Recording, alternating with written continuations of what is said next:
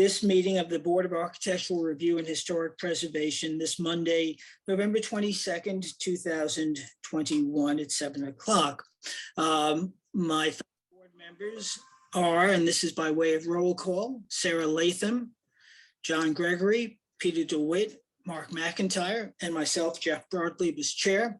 We are all present. We have a quorum, so I move that we open the meeting of the Board of Architectural Review and Historic Preservation. Do I have a second on that? Second. Okay, I was afraid everybody wanted to go home. All in favor? Aye. Aye. All right, so we all agreed to stick around. And I think this evening should be relatively short for good or bad. We have a lot of adjournments and we'll address that shortly. We have one set of minutes that's available. That's for November 8th. And if everybody has read that, and if there are no comments, I would move that we accept those minutes. Are there any comments or edits? No? Okay. In which case I move that we accept into the record the minutes of the meeting of November 8th, 2021. I have a second on that. Second. Second by Peter DeWitt. All in favor? Aye. Okay. And the minutes for September 27th are going to be drafted. Jackie's going to be working on that. Thank you, Jackie. I did not introduce the people behind the screen as well. I just mentioned Jackie Allen, our recording secretary. Alice Cooley, who's on the screen here as our attorney and filling in on one particular case, will be Jeff Blinkoff. And then our videographer, Kat Styler. We have two written decisions. One drafted by Jeff Blinkoff for 550 Hill Street LP. Alice was recused, but I don't think you have to get off the screen for the reading of the decision, Alice, do you? No, I'll mute myself though. Okay, thank you.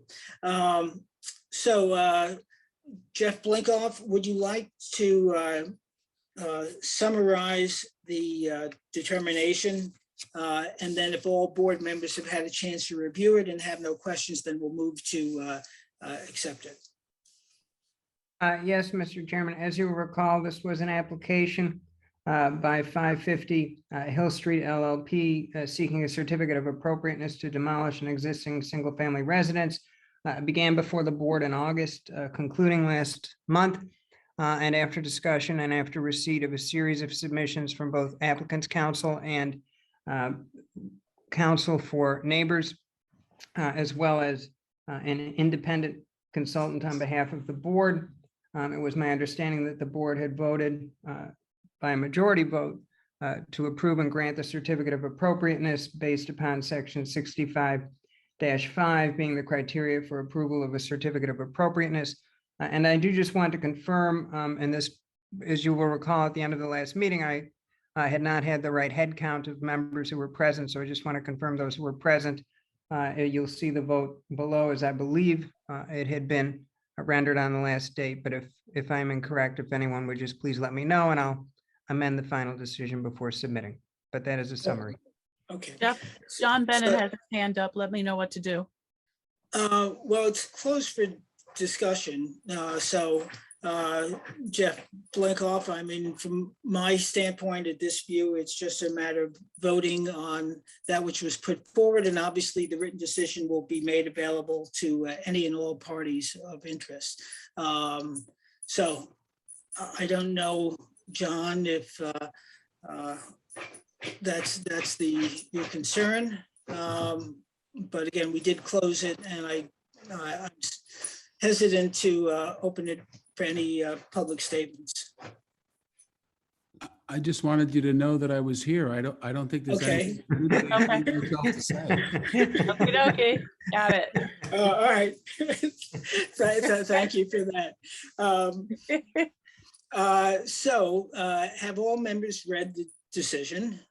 And, okay, so, and if there are no edits to be made or comments, then I would move that we accept for approval the written decision. And so do I have a second on that? Second. A second by Mark McIntyre. Then all those in favor of approving the certificate of appropriateness as written by council for the demolition of 550, please by voice, let us know. So I for one am aye. John Gregory says aye. Peter Aye. DeWitt says aye, and Mark McIntyre. Those opposed, please say nay. And that would be Sarah. This is just for the written decision rather than, okay, fine. That's right. Then the written decision is, in the case of a historic property, is the final word. So that being said, it passes by majority. Thank you, Jeff, for the work on the draft. Let's proceed, and then I'll be in the village hall tomorrow and sign that off. Thank you. Okay, And with that, if I may be excused, Mr. Chairman, and I wish everyone a happy holiday. same here. Thank you, Jeff. Thank you. See you, Jeff. Thanks, Thank you. Jeff. Be Thanks, well. Jeff.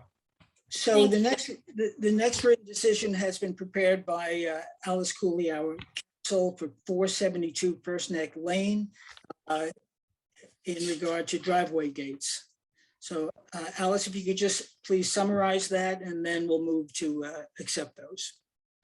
Sure. This was an application for a certificate of appropriateness for driveway gates where the driveway gates are proposed to be located several hundred feet from First Neck Lane. And I got this decision out a little late, so I apologize for that. No problem at all. Have my fellow board members read it, and are you in accord with what Alice wrote? And if you are, then I would move that we accept the written decision for certificate of appropriateness at 472 First Neck Lane for driveway gates as written by council. Do I have a second on that? Second. Second by Mark McIntyre. All in favor, please say aye. Aye. Okay, there are no nays, so that's a unanimous voice and hand approval. So thank you, Alice, on that. We'll now proceed to public hearings historic, but before we do that, as I mentioned at the outset of the meeting, we have a fair number of resolutions. While that speeds up any particular night, it also becomes problematic as these go on, and it ultimately it's a disservice to the public as these become stale and out of the public view. And that's contrary to the spirit of the code. So at the last meeting we discussed this, council drafted a resolution, and I'd like Alice, if you could, to either read it or summarize it. And then I'd like us to vote on it now rather than at the end of the meeting, because it may apply to some of the applications before us, if that's okay by you. That's fine by me, and I can either read or summarize. It's up to you. Why don't you read it, just so it's very brief. Okay, sure. So whereas chapter 116-31E of the Southampton Village Code states that the board shall adopt rules of procedure as it may deem necessary to the proper exercise of its responsibilities. Whereas the Board of Architectural Review and Historic Preservation of the Village of Southampton has found that extensive adjournments of applications can result in decreased public notice and engagement. Whereas the board, I'm not going to say that again, it's a mouthful, desires to establish a rule of procedure to require that an applicant must repost and renotice their application if they adjourn their applications for a duration of longer than 3 meetings. Now, therefore, be it resolved that the Board of Architectural Review and Historic Preservation hereby establishes that all applicants that adjourn their applications for a duration of 3 or more meetings shall be required to send public notices again prior to being heard by the board again after those adjournments, except in those instances where the board determines that an exception to this rule is appropriate, and such applicants shall provide proof in the form of affidavits of such notice in accordance with 116-32D or 65-6D of the Village Code as applicable. Right. So let me just add some clarification on 2 points. This is meant to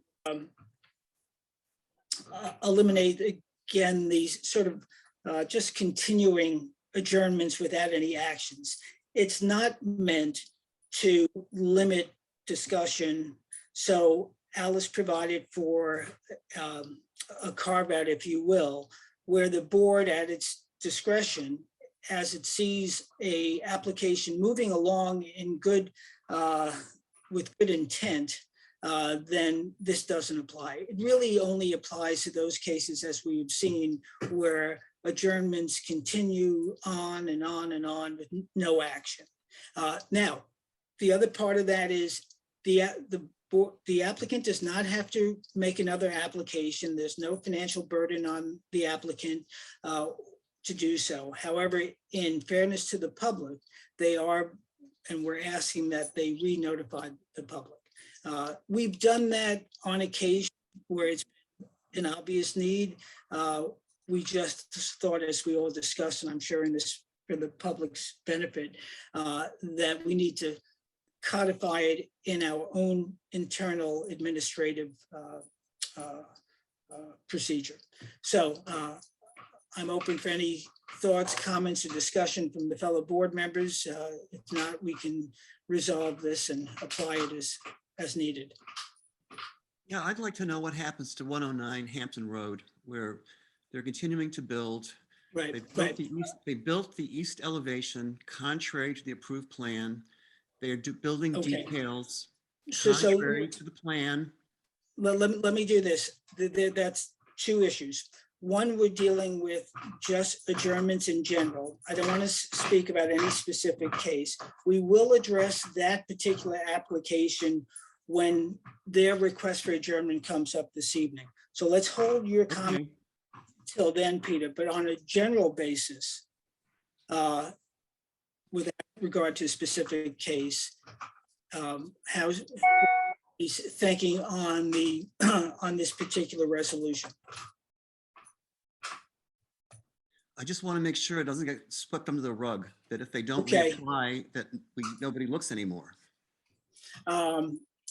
I doubt that will happen. And the other thing is, in order to get a certificate of occupancy, in order to have a building permit, they have to have ARB approval. In order to get a certificate of occupancy, they need to have their building permit completed per plan. So it really should not go unnoticed. Okay, and the fact that it's on the agenda, I think let's it continue as if there is action. I don't know, any other thoughts on that? No, I'm in favor of it. I feel like we have some applications that are out there so long the public has lost track of what's happening with them. And I Right, think in fairness, when we renotice the public, it gives them an opportunity to re-engage, reminds them that if they have issues or a comment, that an application is still open. I think it's a smart Yeah. idea. now, Okay, fine. maybe to your point, and we can discuss this with Jackie offline, who's the administrator, is maybe at the bottom of the agenda, we just keep those as applications pending, subject to notice, so that they're not forgotten visually to us and to the public who reviews the agenda. Maybe that's a way of keeping that in order. I see Alice shaking her head, so that. I think that's a good idea. I do too. Okay, all right. So if there's no further discussion on that resolution, I move that we accept it as drafted. Is there a second on that? Second. Second by John Gregory, all in favor? Aye. Aye, that's unanimous, so that resolution carries. Okay, thanks. And Jackie, you and I can discuss offline how to best administer that. May I make just a general comment? Sure. Just a quick one? It seems almost rude to me because we do our homework for every public hearing. And if we, as board members, are wasting our time and research and analysis, only to be told at the last minute that, oh golly, we've decided to postpone this until December 13th. It's annoying, and I think in essence rather rude. So Yeah. Well, just to give the flip side, there are certainly times Yes. when it and Yes. really to take time, perhaps based on the board comments, perhaps, a representative is juggling the comments of an owner and an architect. And so, I think there certainly are times when adjournments are appropriate, and sometimes people need them at the last minute. Life Right. happens. I understand that. So, okay, we will try to be understanding, but I think there's also mutual respect, mutual obligation for those in the public. This board does do a lot of homework, and there's a lot of angst often associated with some of these that we carry through the week and on the weekend before an application. And we're generally prepared and fully prepared to address those when scheduled. So I understand what Sarah is saying and commenting, and Alice is right as well, as that there's situations where, look, stuff happens. I'd use a crass pejorative, but that, it happens. And at the same time, there is the carve out, so that if people are actively engaged and working on it, then this would not apply. So let's move on, and sort of in the spirit of what we were saying, since we will be speaking about some of these adjournments as they relate to specific cases, I'd like to skip the order a little bit, and we'll come back to the first 6 historic applications have been adjourned. So I'd like to go directly to those 3 that are here and to be heard, which is number 7, 8, and 9. The first one being Alvisi Orsini and Jeffrey Van Riemdonk, at 143 Herrick Road. And if people don't object to that, I think in fairness to those who are here, let's hear those 3 applications, and then let's go back to the adjournments. Okay, so whoever is here for Alvise Orsini and Jeffrey Van Riemdonk, please present yourself and tell us who you are. Okay. Okay, so Lisa Zaloga is coming in. Okay.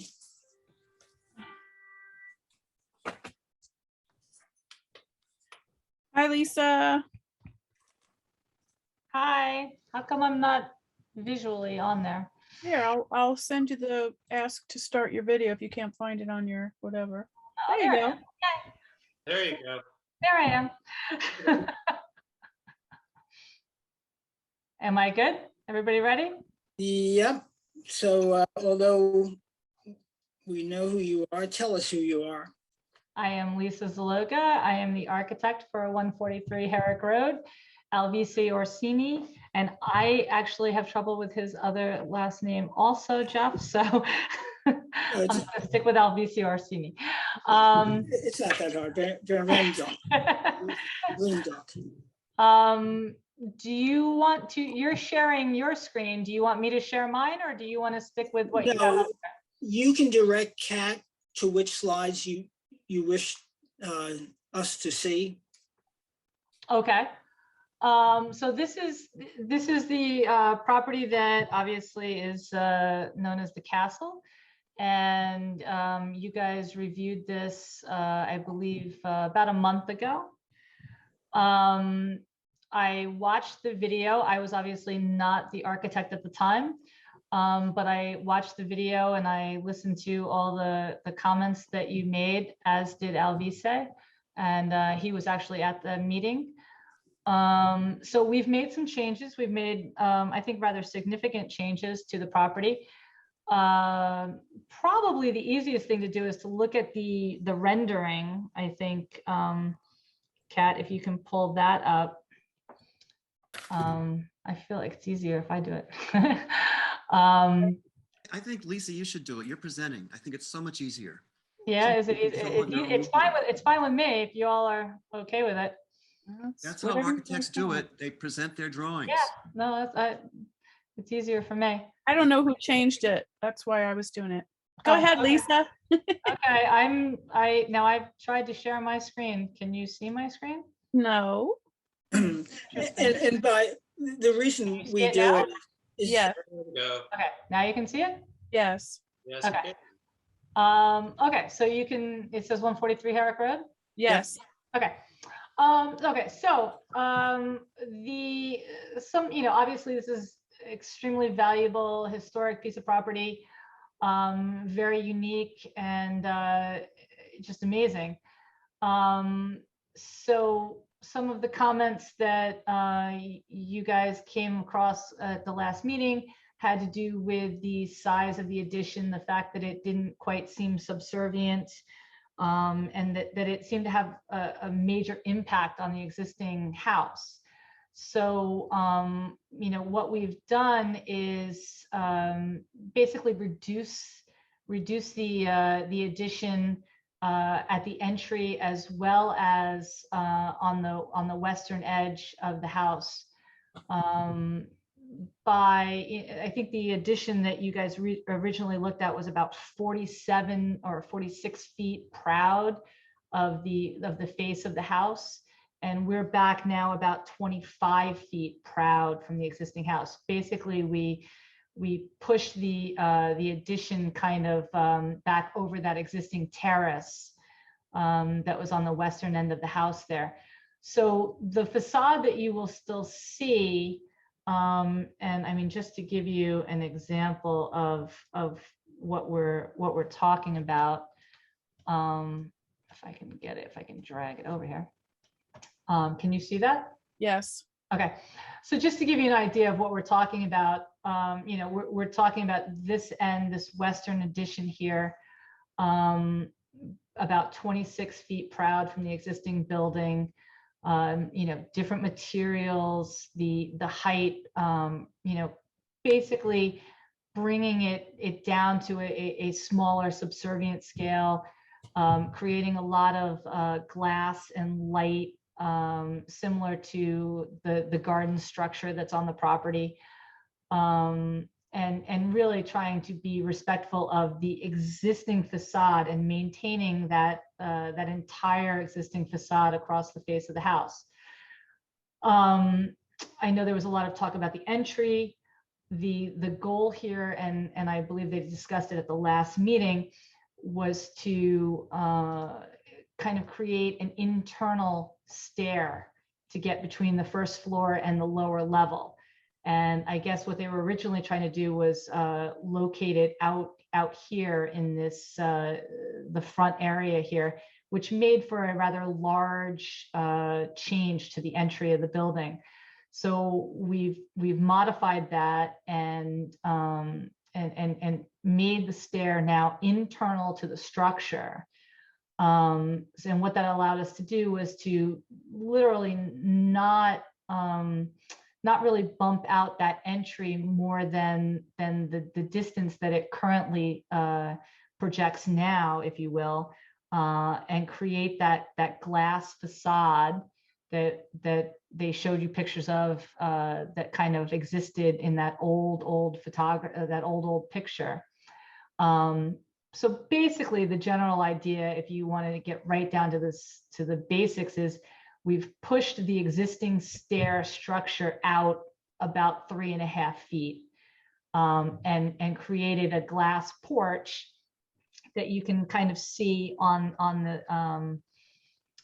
the rendering here.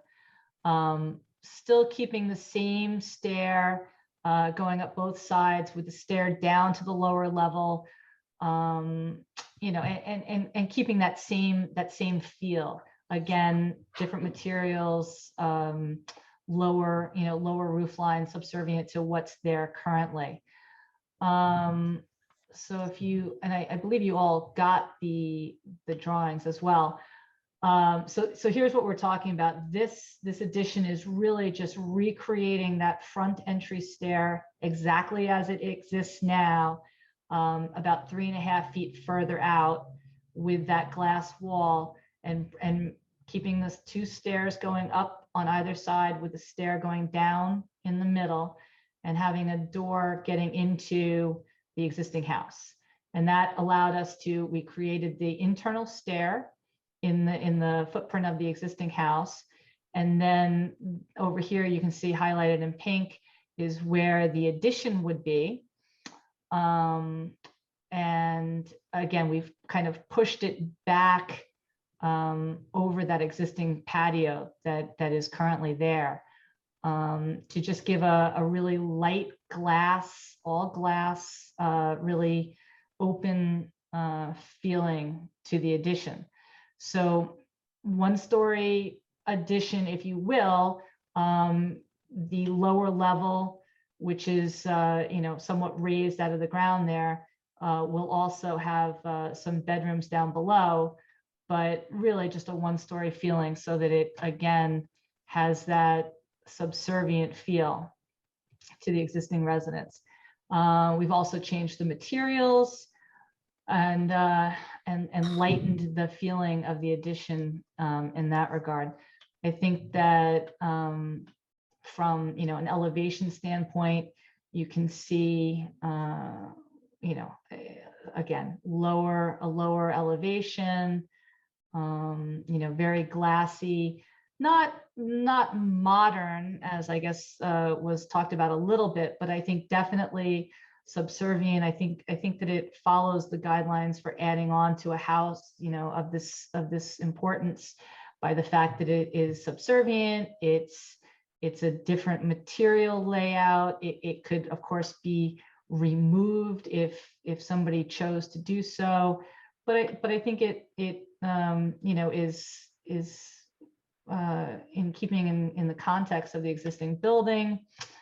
And again, we also talked about the fact that, so we have the proposed, and then we also have a rendering that we did that shows, and I can find it for you here, that basically shows from the street, if you will, this addition that we're talking about is actually relatively well hidden. So actually, currently, and obviously, trees live and die, and we're not trying to hide it because we actually think it's a nice addition. But this is actually what you would see from Herrick Road, should you really want to know. So I apologize. The rendering does show kind of a grassy lawn here, but that's not the intention. We will keep the brick pavers that go up to the entry, and this will be what would actually be visible from the street. So I think that's the general gist of it. I'd be more than happy to answer any questions or hear your comments, but that's the idea. Okay, so with that invitation, board members, and anybody can go in any order. I'd like to start. I think that you've neglected to talk about the west elevation, which is where the kitchen is, and the fact that that will be impacted. And if you think in terms of standards 9 and 10 of preservation brief number 14, they have to not hurt the material. And I think the only way to not hurt that material would be to provide perhaps a glass addition, because if you ram anything against the west elevation, it's not going to be reversible.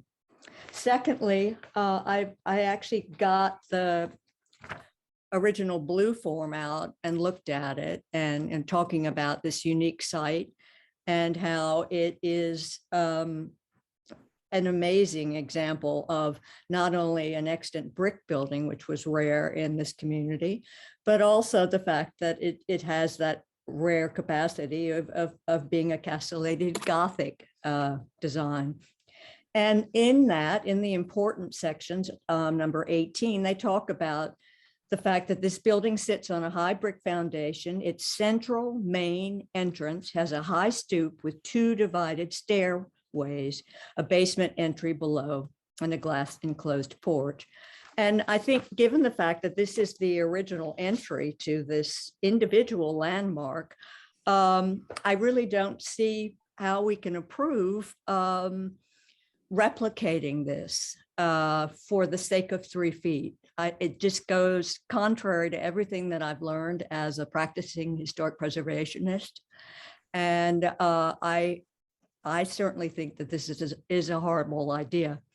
I would also like to say that I believe that by surgically excavating under the terrace, you would be able to have another bedroom without much of a problem. It's easy to excavate out here. You're not encumbered by Manhattan schist. I have to say that very carefully, or bedrock or anything. And I think that what perhaps not has been looked into is augmenting the existing bedroom spaces underneath, rather than adding an addition that comes out north and south, and I think compromises this landmark. So thank you. Others? Now, Lisa, you're showing us pictures. Right, I was just, I believe you saw the picture of the way it looked, obviously at some point when it was a vocal studio, and you can see the stairway, the entryway that Sarah's speaking about, and obviously it's different than it currently exists now. It doesn't look like it was brick back then, and obviously they didn't have codes that required handrails or anything. Now, obviously, we have, a brick, a brick area with handrails that obviously meet code. So I think it has morphed over time, and this porch that is on there would basically just be perfectly recreated. 3.5 feet further south, and use this kind of glass facade that was there at some point in this building's history.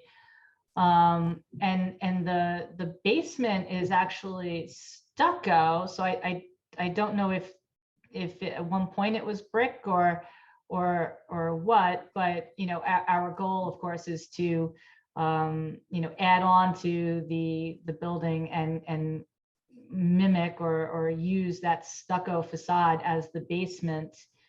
And we are obviously trying to add on to the lower level as well as the first floor level, as Sarah was recommending. So I'm talking about the area, but below the patio, how you could extend even further westward for another bedroom and avoid what I read is a 2-story addition as it connects to the building, because it does step down into the next 1 story as it goes south. Also, Lisa, while you have that postcard up, can we go back to that? Sure, hold on. Oh. Thank you. I'm also reading the fact that in the 1920s, the tracery is clearly painted. I mean, it's a black and white photograph or sepia photograph, but the tracery is in a dark color on the tower.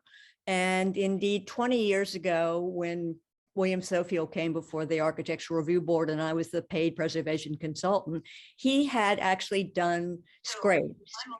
At that point, it was white when he bought it, but when he undertook professional paint analysis, it was determined that the tracery was a brown hue. And I think that by turning that the tracery white and indeed using a whitish to gray in your new addition, what you're doing rather than being recessive is having it stick out more than perhaps it should.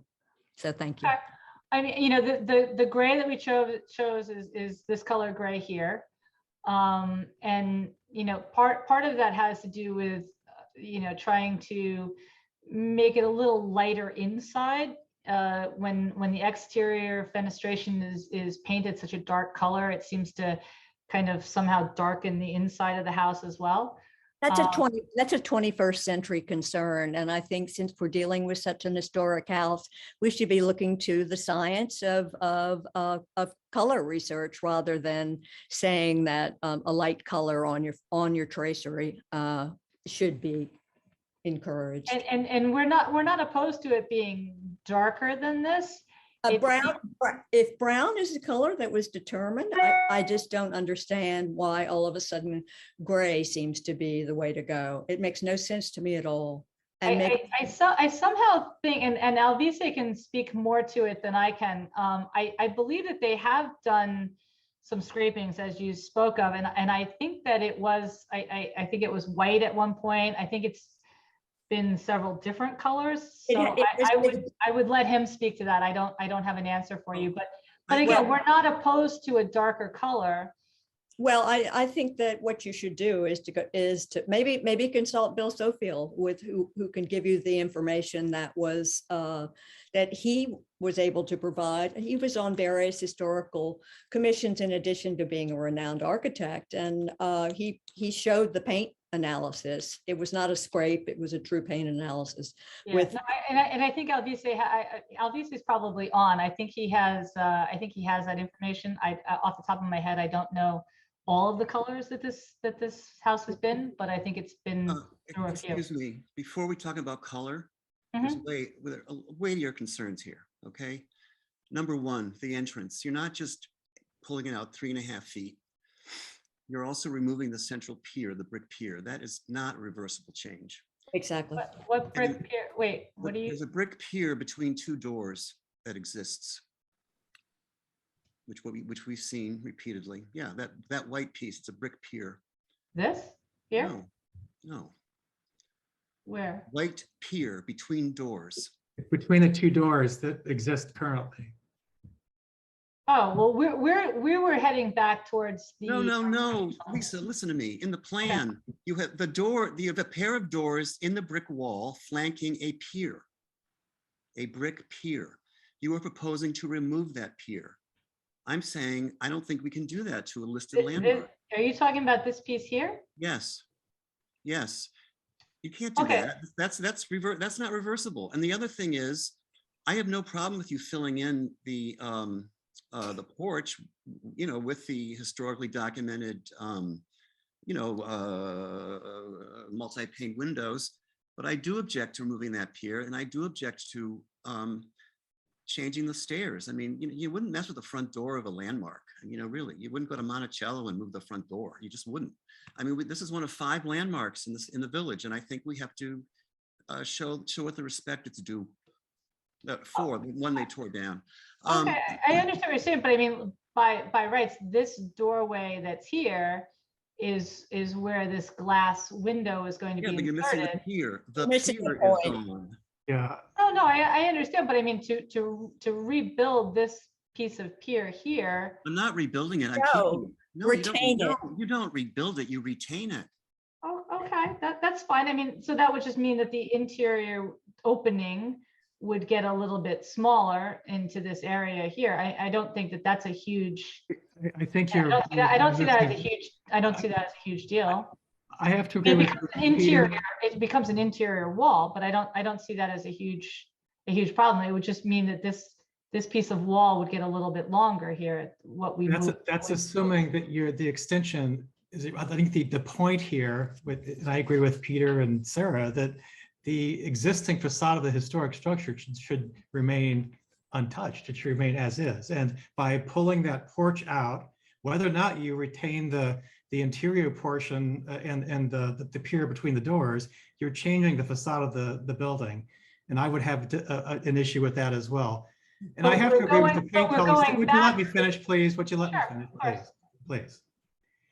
And I agree with Sarah, if the historical reference of color is the dark brown, I think that should remain as part of the historic legacy of the building itself. I have less an issue with the new addition that I think a good job was done to address the issues we brought to the conversation 2 weeks ago. I think we've made major progress with that part of the addition, but I have to agree with Peter and Sarah regarding any change to the existing facade of a historic structure. Okay, so, okay. I have more to What- say. You do? Oh, yeah. Oh, no, all right, wait though. So basically our assumption was that we were bringing out that glass facade that we're trying to create to the level that's shown in this picture. So in terms of changing the facade, we actually felt like we were going back to the original. I don't think that facade. was discussed last week as something we were in favor of. The discussion last week, as I remember, or 2 weeks ago, was the stairway itself, the entrance. No one was happy with that curved, Right. Right, know, and we got rid of that. right. So I think directionally, Lisa's going in the right spot. What the board members are saying is really, if you want to get back to that postcard with glass, fine, but don't move the steps and keep the wall behind it. And if you have to make some interior adjustments without changing the structural components of the house and the facade. So really what we're talking about is 3.5 feet and what you do internally. And against the other things, I think keeping that facade as is, albeit I like the postcard. So if you bring out the glass, I think that's, that's a tribute to what was there originally. So it sounds like you're pushing for 3.5 feet against something that is historic, which is a tough ask. So what we were trying to do, I guess, is take it both ways. We were trying to recreate what's there now with the porch concept and recreate what was here with the glass concept. And the board, what I'm understanding is that the board would prefer that we kind of not do both, that we maybe just bring the glass out in this version, but not actually push out the porch concept. Correct. Mhm. We were trying to do both. We were trying to. Nice try. I would say They're both there. Lisa, I would say 3 things. I think your direction on the left side on the extension is a great improvement. I think when we look at the front door in your rendering, it's suddenly the front door looks like an addition, and it stands too, it's too bright, it's too proud, it does not look like the original entrance, which we need. And I think Sarah's direction is right. I think when you've taken the windows and painted them gray, suddenly you've modernized visually with that porch and the gray windows from the original house, and I think it takes away from the original structure. Whereas I think the materials and the use on the extension on the left side is a vast improvement. I just think you've altered the front door away from it no longer is visually the same house that was there. And we can't do that here. So, all right, so let me ask you a question. In terms of if we were just to look at the addition, let's say we weren't doing anything else to the existing part of the house, is it safe to say that the addition and the colors and the scheme of the addition is acceptable? Is that, if that's the right word, to the board? I mean, is this? No, not. That's not good. I'd like to opine on that, please. Go ahead, Peter. Yeah, this is a very difficult site. It's not a particularly large lot, and the house has no backyard. Right. So whereas in most other lots, in an historic house, we could put the addition to the side or to the back, you'd have room to the back, and everything would be fine. No one would care. But this is projecting out towards the public way. The fact that it's projecting means it's never going to be recessive.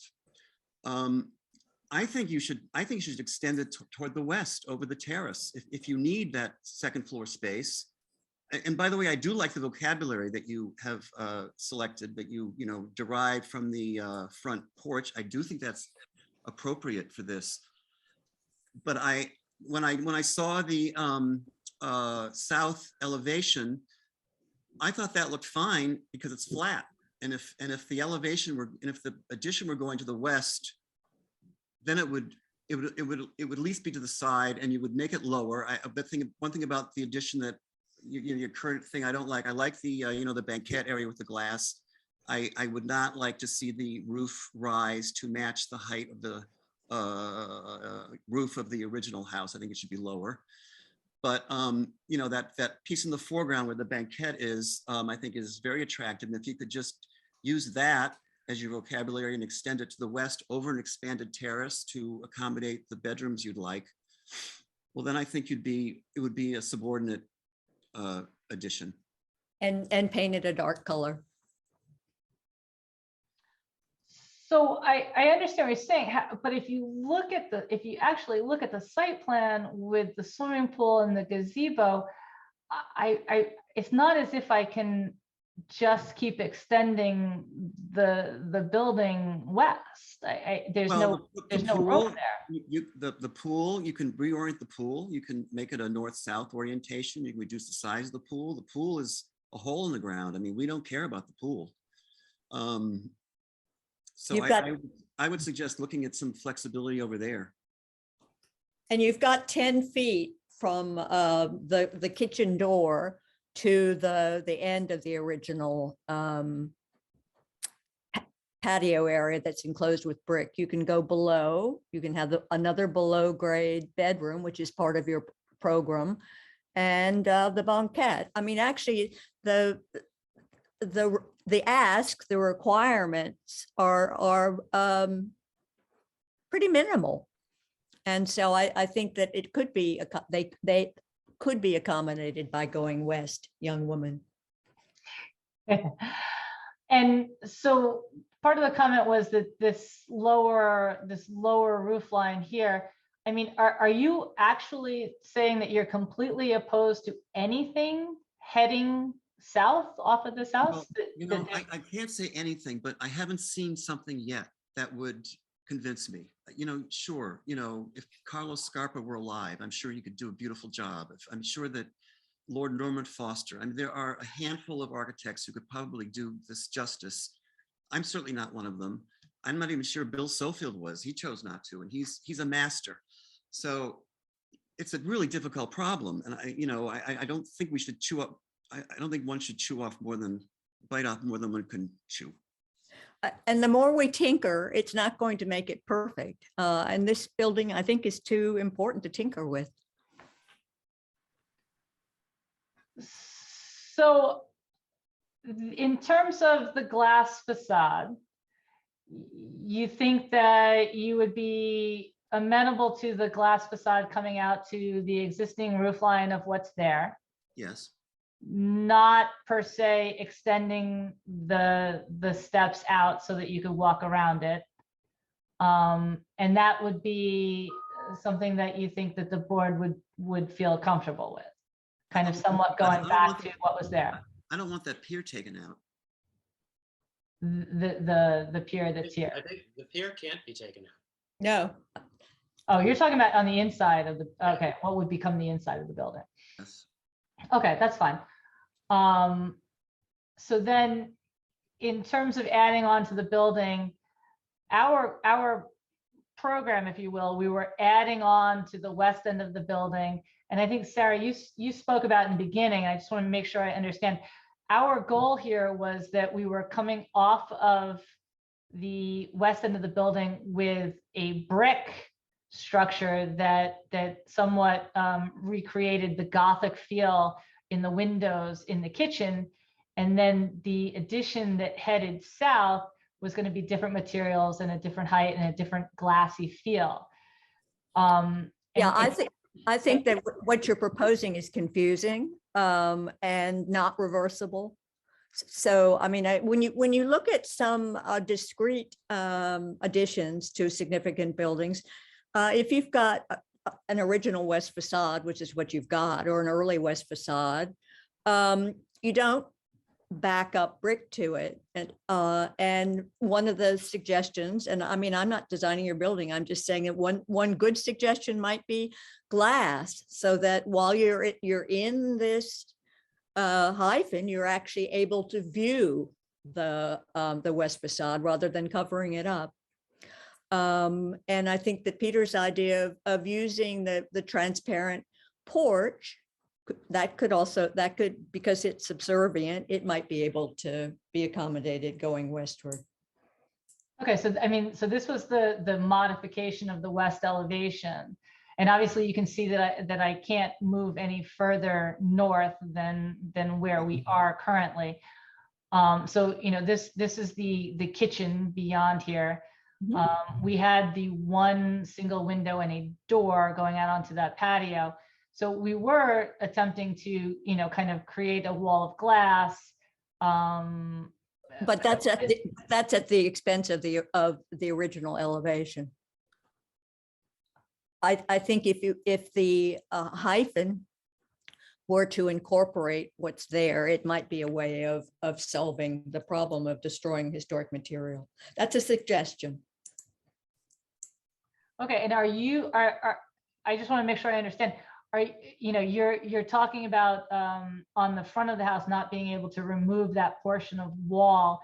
Are you saying that you don't want this portion of wall on the west end to also be removed, or is that, because I mean that becomes internal at that point? I don't think that should be removed either. It's part of the original building. And I think the idea of, I'm saying celebrate it. Don't back another brick structure up against it and ape it or make it in the style of, that's not historic preservation. Okay. And so then I guess I go back to how, is there any way to, if perhaps this lower level were to become the entire addition that headed south, is it possible to, you know, if it had a lower elevation than the existing roof, and obviously it was a different material, is that, I mean, is the board willing to accept anything, any addition that projects southerly? Yeah, I have a real problem with the projection southerly. I think that west is the way to go, and I think it's possible. There seems to be everything sort of held up with the pool. Oh, the pool. And I think really by making the pool smaller or reorienting it north-south, you've got the room to go west, which will be less visible. Well, I mean, from if you're talking about visible standpoint, obviously none of this addition will be visible from the street, and certainly not the west elevation or the north elevation are not visible from the street at all, right? Obviously, and you know, this is in fact what is visible, and yes, this has the addition in it. But as you have pointed out, that trees come and go, but historic material does not. And I think that, like I said, that's, I mean, I'm showing this to you for a reference as to what you will see, but regardless of whether this tree the west elevation will never be seen from anywhere, of course, right? I don't think we should be having a discussion over an extension, and its merit is the fact that you can hide it with a tree. That was not my intention with showing you the photograph. I just wanted you to understand what it would look like. But I just want to understand, I mean, you know, obviously the only real place to add on to this house currently is right here. So, you know, obviously we shortened it down 50% of what was originally proposed. I just want to find out, you know, adding a little structure here is one thing, being able to come out somewhat, even if it was just with a lower roof glass structure, kind of similar to what's shown as the front here, if that is something that the board would be amenable to. I think it's worth consideration. Any way you look at it, the extension is going to be visible, right? Whether it's to the west or to the south, right? I think it's just a matter to what degree. And if there's a way to move further west as far as you possibly can, given the pool's current location, perhaps that allows you to pull back the southerly part of the house, the addition, to a much shallower type of depth to the current house. I mean, I think that there are other options, but I think that the look and feel of what you've added, I think it's moving in the right direction. Obviously it's different from the existing house, but complementary, but it can be reversed. I just think if there's a way to just like I said, push it as far west as you possibly can. I mean, if you want to keep the pool where it is, and see what that can do to your design possibilities. Right. So for this, we're not going to design, nor is it our function to design the building here. As Peter said, it's an interesting and puzzling problem. That's sort of redundant. But there's also been a lot of food for thought. So I think, Lisa, what I would recommend at this point is to take all that's been said this evening, share it with Alvise. I know he's committed to historic preservation. He shared that with us the last time. There are options, some easier than others, some more aesthetically better than others, some more historically sound than others. It's a bit of a three-way, four-way puzzle that you're trying to solve. But we're not going to solve it right here. I would suggest that take this all into consideration, chat with your client, and then let's reconvene in a couple of weeks. Okay. I just, out of curiosity, the board is talking about kind of extending it further west. To me, it seems like obviously we put the notch of our addition at the end of the brick existing building. It just seems odd to me to extend it west and with a different material structure and not have some break, some projection out that kind of makes it obvious that that's where the break happens. I don't think anyone said that specifically. Or did we? I think that's not an issue. If it comes out from the existing house, it's just to what degree it comes out. And I look at somehow the porch as being a reference point.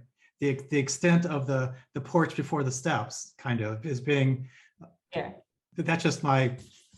So here's another thought, and I think the board is saying this in different ways, but the historic house trumps everything else on the property. So therefore, by definition or by consequence, it trumps the pool. And I think the various comments that the board members have made has been respectful of the historic structure, and at the cost of that which is movable and non-historic, i.e. a pool. Now, landscaping is important on an historic site. We're not losing sight of that. But I think what the board members are saying is, to the extent you can preserve that historic structure as much as possible, will inure to the historic benefit of the property and the board's approval. Okay. Alvise is probably on. I don't know if he wanted to speak or not. I don't know if he has his hand raised. Give me a second. I can't see. He does.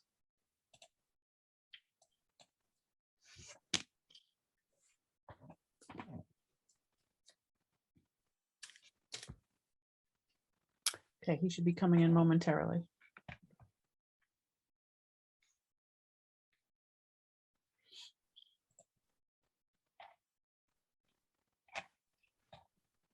Hi, LVC. Hi, can you all see us? Yeah. Yes. Hi, we don't see you, but I think it's just a problem with the screen, with the screen sharing. Well, again, thank you for taking all these considerations and these changes that we made. We tried to make for you to approve. And I know that this is we know that this is an important building for Southampton. We're just trying to get closer to what we think is acceptable. And I get all your different opinions about this. To me, at the moment, it's not just what to do and where to do, but it's actually to understand what we received from the ZBA and the survey and the city of Southampton, the village of Southampton, where we could build. What we received as documents were pretty clear that we could only build on that particular parcel, on that particular area of the garden. And that's why we have built out that way, because that is the area that we were told that we could only build out to. So we didn't move to west because it was going to be outside of the ZBA prescriptions. And so we tried to stay within the lines. I mean, we know that on the ZBA documents, we could have come forward or proud 42 feet from the main house, but I do understand that that creates a problem, and I'm not disagreeing. We're just trying to understand where then we can build, because from the documents that we received, it doesn't sound like we can build to the west. It sounds like we can only build to the south and to a certain width to the west. So I like to make sure that what we are doing is actually legal or authorized, because if that is not authorized, then it changes the entire discussion. And then, of course, if what we That receive, could likely be in consideration of the pool, though. It's assuming that would remain as is. That's probably where the ZBA guidelines used as a reference point, right? Yes, but Well, nobody. I think what Alvise might be referring to is the fact that I still have my screen up. I don't know if you guys can still see it. On a piece of property, you have a front yard, a rear yard, and side yards. And when you have a corner lot, you have 2 front yards. And then your rear yard is across from your shortest front yard. So in this case, your front yard would be the Little Plains Road, and your rear yard would be the western part of the property. And I was just trying to see if it gave me somewhere the size of the property. The size of that property is like 120. So I think a little bit is being lost in the language. And so, Lisa, you're very familiar with the purview and authority of the ZBA versus the ARB. So, and Alvise, an overstatement and a misuse in terms of the language to say the ZBA says you can only build in that spot. And I think what John was saying is that they may have made that statement or a statement like that based on where the pool currently is. But the pool is movable. The structure isn't. The house is historic. The pool is not. So I think that's what you're hearing from the board. And I know from your statements that you have a deep concern for history. You mentioned your origins, I think, in Venice. And so, some of the same things apply here. And that's the priorities. The house, the historic nature of the house. And The gazebo too. And the gazebo, yes. Gazebo is important. Right. But what he's referring to is the fact that his property would have, a rear yard setback for the residents that would come to somewhere in this There's plenty general of room. vicinity.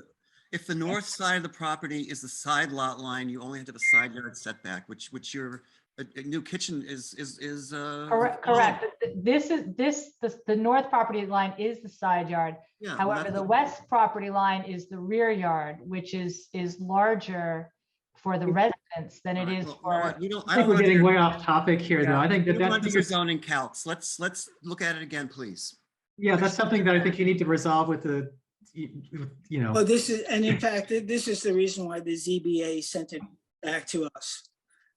They wanted the historical Right. context considered before they granted variance. Right. 'Cause my understanding, ZBA didn't make a determination here. They were waiting to see where it ends up with the ARB because they knew of the unique nature of this building, that it was Right. going to be sort of outside any normal bound. Right. Right. Okay, well, thank you very much, everybody. We'll find out with the ZBA what they actually allow us to do. No, just no, like- no, you got it backwards, LBC, and I don't want to send you down the wrong path. This is the board that you have to deal with first. Then it's the ZBA, and that's by their request, not by our demand. No, I know, I understand. I just need to know where I can build.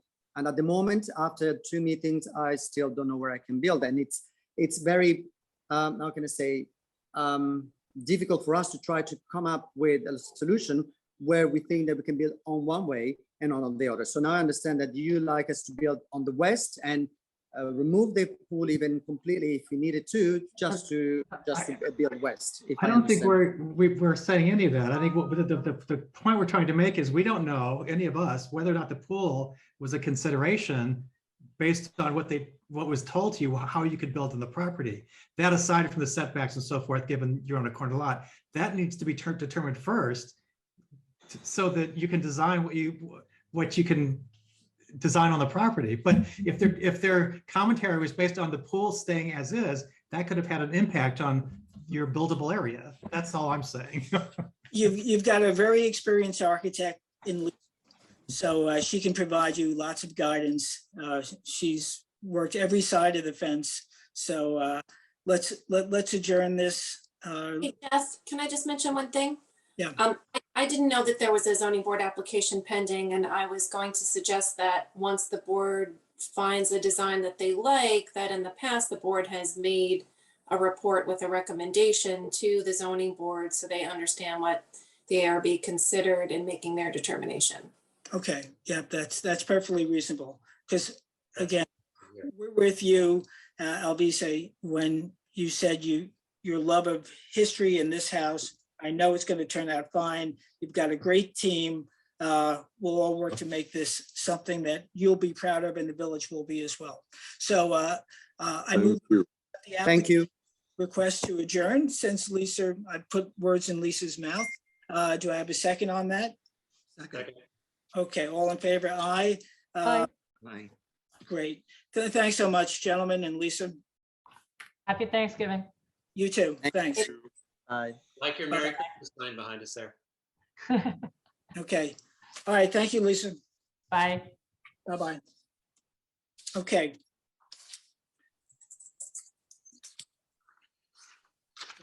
Jackie, if you can summarize that all in minutes, God bless you. Thank you. So the next one we'll hear, and then before we go back to the adjournments, is 252 First Neck Lane LLC to demo a garage and to construct a new accessory building. Okay. It's 252 First Neck. And in comes Oliver Cope. Jeff, this is a new application. I have the affidavits of posting and noticing, and they're in order. Great. Thank you, Alice. You're welcome.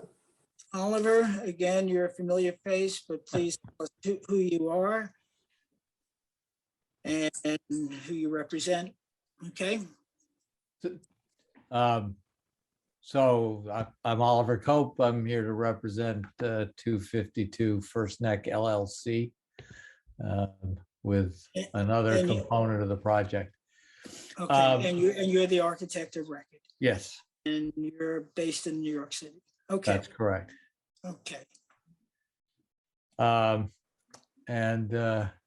Kat, if I could do the same thing and share my screen, it might make this go a little more smoothly.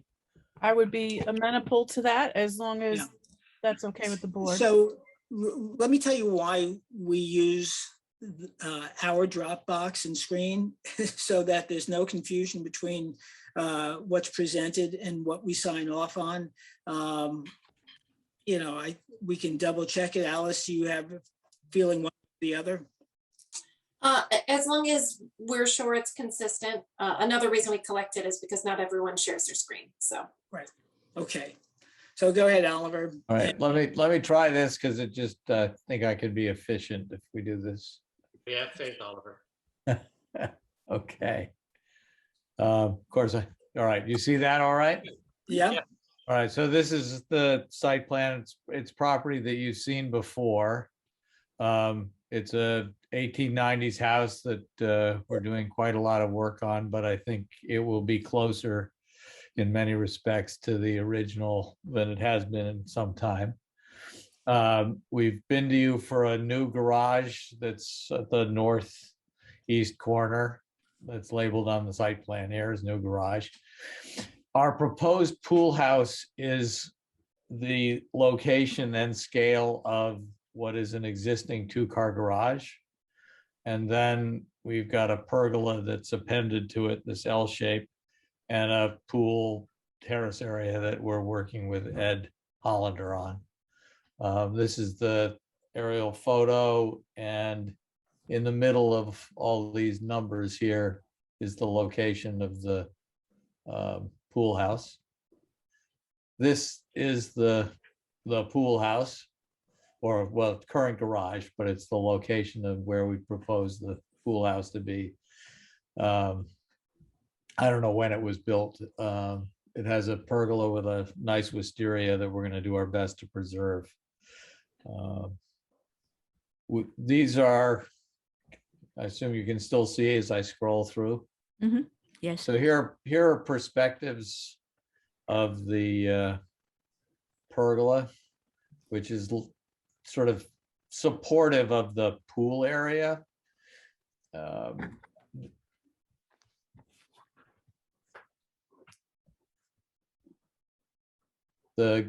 In the upper right quadrant here, the drawing number 3, that's our new garage, which is sort of a backdrop to the pool, and then the pergola capturing the new pool house, which is basically, it's the same size as the existing garage, but because of the pergola and the eave height, we modified the roof pitch and raised the eaves a little bit, so we had a place to intersect the pergola.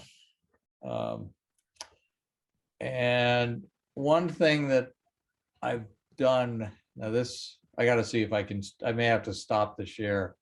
One of the things that when we put this together, I was not happy about was the size of this pergola, because it extended in the drawings that we submitted to you. It extends out 18 feet to the south and to the east. And we reduced that to 13 feet. It was sort of driven by trying to work with the landscape, but we persuaded Ed to go with the flow, and we made some modifications. So I think the scale is actually much better than what you see in these drawings. So these drawings represent the 18 feet, and it's now. Yeah, these represent projecting out 18 feet. Do you have the new drawings ready? I have, yeah, let me try another. Can you see the screen Yes. below here? Yes. Okay, so I did a couple of things that I wasn't happy about the column spacing, and I wasn't happy about the projection. So we pulled it into 13.2 more or less is what it shows on either side for the projection off the walls. And I went with a diagonal beam instead of the overlapping structures that we had in the other one. So we have a much more coherent framing strategy.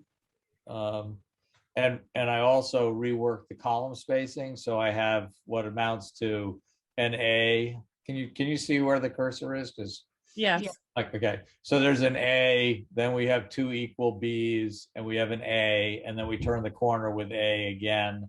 And then we have two slightly smaller Bs and an A. So it's far more sort of coherent than what escaped the office in our zeal to get an application into the ARB. So what's in the office is correct or needs to be adjusted? What has been submitted to you would need to be adjusted. And obviously I'll leave it to you, but I think a big improvement over this. The renderings don't really give you a chance to look at it easily, I think, but if you look at what we have here in drawing 3, there's a kind of an A, a B, another A, and then 3 Cs in terms of the bay spacing. It just doesn't hang together. So we've corrected all of that. So it's a good deal more classic and coherent, I guess. Okay. Board members' comments? The only issue I had was the size of the pergola, actually. So it seems to you've addressed that. And I like the diagonal as opposed to the other format, which seems kind of like just added on in a weird way. I think this makes much more sense. I agree with you. I wasn't sure the scale of what I had looked at was successful. This is much more successful. And I actually think the rhythm of the columns makes more sense now. So I'd be happy, obviously, to update this and send it to you. So that you have something that reflects what we really want to do. Yeah, this is why I'm supposed to share the screen, right? Yep. Yeah. Exactly. Thank you. So I'm acknowledging the difficulty I created. No. It's okay. You apparently addressed the concerns of the board, at least I think it was Mark. Other board members' comments? I think it looks fine. Okay. Public comment?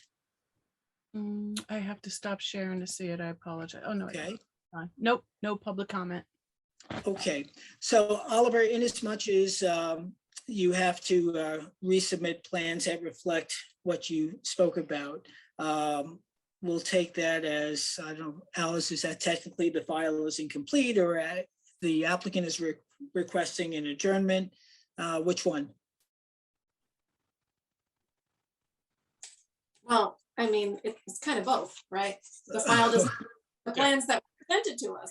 Yeah. All right. So Oliver, why don't you request an adjournment so you can finalize the drawings, and then it'll be pretty perfunctory at our next meeting. Okay. I'd like to request an adjournment so I can improve upon the drawings that we've submitted. God, you said it so well. So I move that we accept the applicant's request to adjourn. Now, do you have- John is either waving goodbye or waving his second. Second. All in favor? Aye. Thank you. All right. See you soon. Thanks very much. Okay, yes. Well, have a good holiday. Next one that we will hear is Holly and David Shear, if I pronounce that correctly, at 303 First Neck Lane to construct a detached garage and pergola and some alterations to an accessory structure.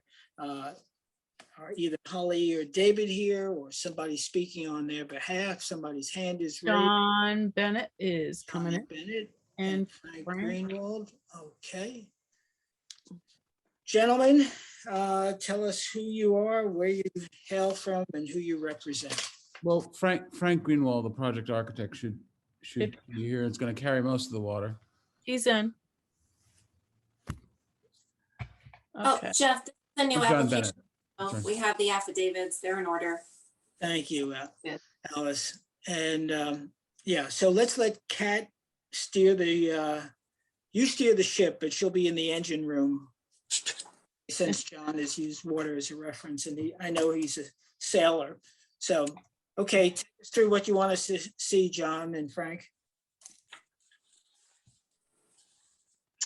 Frank, you got to unmute yourself. Are you there? Yep, should I start? I'll start. Yeah, did you, please do.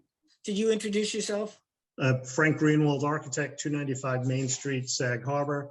the architect representing David and Holly Scher. Okay, So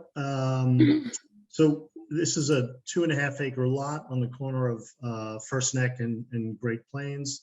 There's a sort of very beautiful old historic house in the front of the property. And then in the back of the property, you'll see, if you go to slide number 4, or image number 4, there is this is the main house. This is the existing, let's call it a carriage house. It's sort of in the far back corner of the property. It's a pre-existing non-conforming structure. It has an apartment above on the second floor and sort of a legal accessory use on the ground floor, pool house, et cetera, bathrooms. There's a 1-car garage, as you can see on the right. And our proposal, and maybe we can go to the site plan in our drawings. Okay, one moment. Let's Or see. the survey. It should be a separate survey. Is it in here? Nope. No. Let's try this set. So many things were sent. Can you see this? We're still seeing the photographs. Okay, let me stop sharing, go to it then.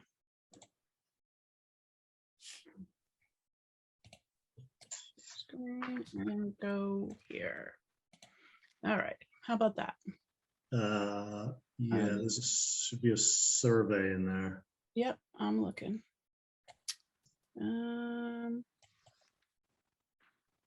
Love it, maybe? Nope. I'm not seeing a survey, sir. Can I share? Maybe the changed facade or the changed elevation on the, that's the proposed garage. Yeah, I'm trying to go through all the pictures because I don't see a survey in here, so I'm just showing you that I don't see one in this. Yeah, it was filed, sorry. Yeah, there is one in there. Getting there. Yeah, there's one in our packet, but I think it's maybe a separate file. It may be in a separate file from the architectural drawings. What, you want to just talk about the change to the elevation to the combined? Yeah, garage, so since you have it up, right? So yeah, so let's start there. So the existing carriage house, which I'm going to call it the carriage house, you can see these are the existing elevations of the carriage house. What we're proposing, if you can go to the, I'm sorry, I don't know the sheet number. If you can go to the proposed elevations. if you were looking for the survey of an overhead view of the plot plan, Yes. that's Kat, that's file that just has a number like I think 1067. Okay. Yeah, it's in the extreme. Northwest. Yeah, west, Okay. southwest corner of the property. I found We it. definitely got that digital file. Yeah, we have it. It's numbered. It's file 1067. Yes, I have it. I just got to get back to you guys. Sorry, No, it's fine. There I'm we go. sorry. It's a lot of it. There we There go. we go. There we go. Perfect. Thank you. Thank you. Yep. That's helpful. Okay, so you can see the property. You see the existing 2.5-story house, so closer to First Neck, and then all the way up in the upper left-hand corner is this carriage house. It's just 3 feet off the north property line and then about 30 feet off the west property line. So what we're proposing to do is maintain that existing structure. Although it needs foundation work, we'll pick it up, redo the foundation, et cetera. But basically keep that existing structure, replicate all the trim exactly, change windows and doors. And we're proposing to build a covered open porch on the bottom portion of it, the south portion where it says proposed covered porch. We're proposing to build a 1-story garage just to the right of that. There's an existing driveway that goes down that north property line into the back, which would remain. And then we're proposing to remove the existing pool, build a new pool slightly to the east of the existing pool. You can sort of see the existing pool dotted in there. Build a new pool, build a new terrace and a pergola. And so now if we sort of have a little bit of our bearings there, if we can go back to the architectural drawings. Or- By the way, this stuff is all very much ensconced behind the main house and truly in the corner of the property. It's there by reason of a pretty substantial pre-existing non-conforming setback, but nevertheless, it does serve to sort of disappear those improvements away from the street. Yeah. So, yeah, so again, so that's the let's call it the front facade of the carriage house. And if we can go to the drawings. Mhm.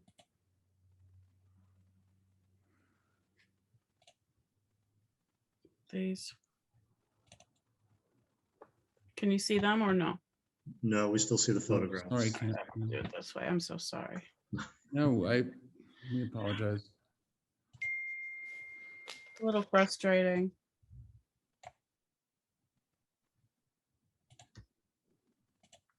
All right, so I need these right here. Why is it not going to it? Okay, can you see that? We see the photograph. Right. Isn't that what do you want? The drawings, the architectural drawings. Oh, my bad. That would make sense. Okay. Maybe you can give her the page number. No, I have it. I just have to, I don't know why sometimes you have to stop the share screen. So I think this is what you want right here now. Yes, perfect. Yeah. So if we can just go, I think up one drawing to the front facade. Sure. Yes.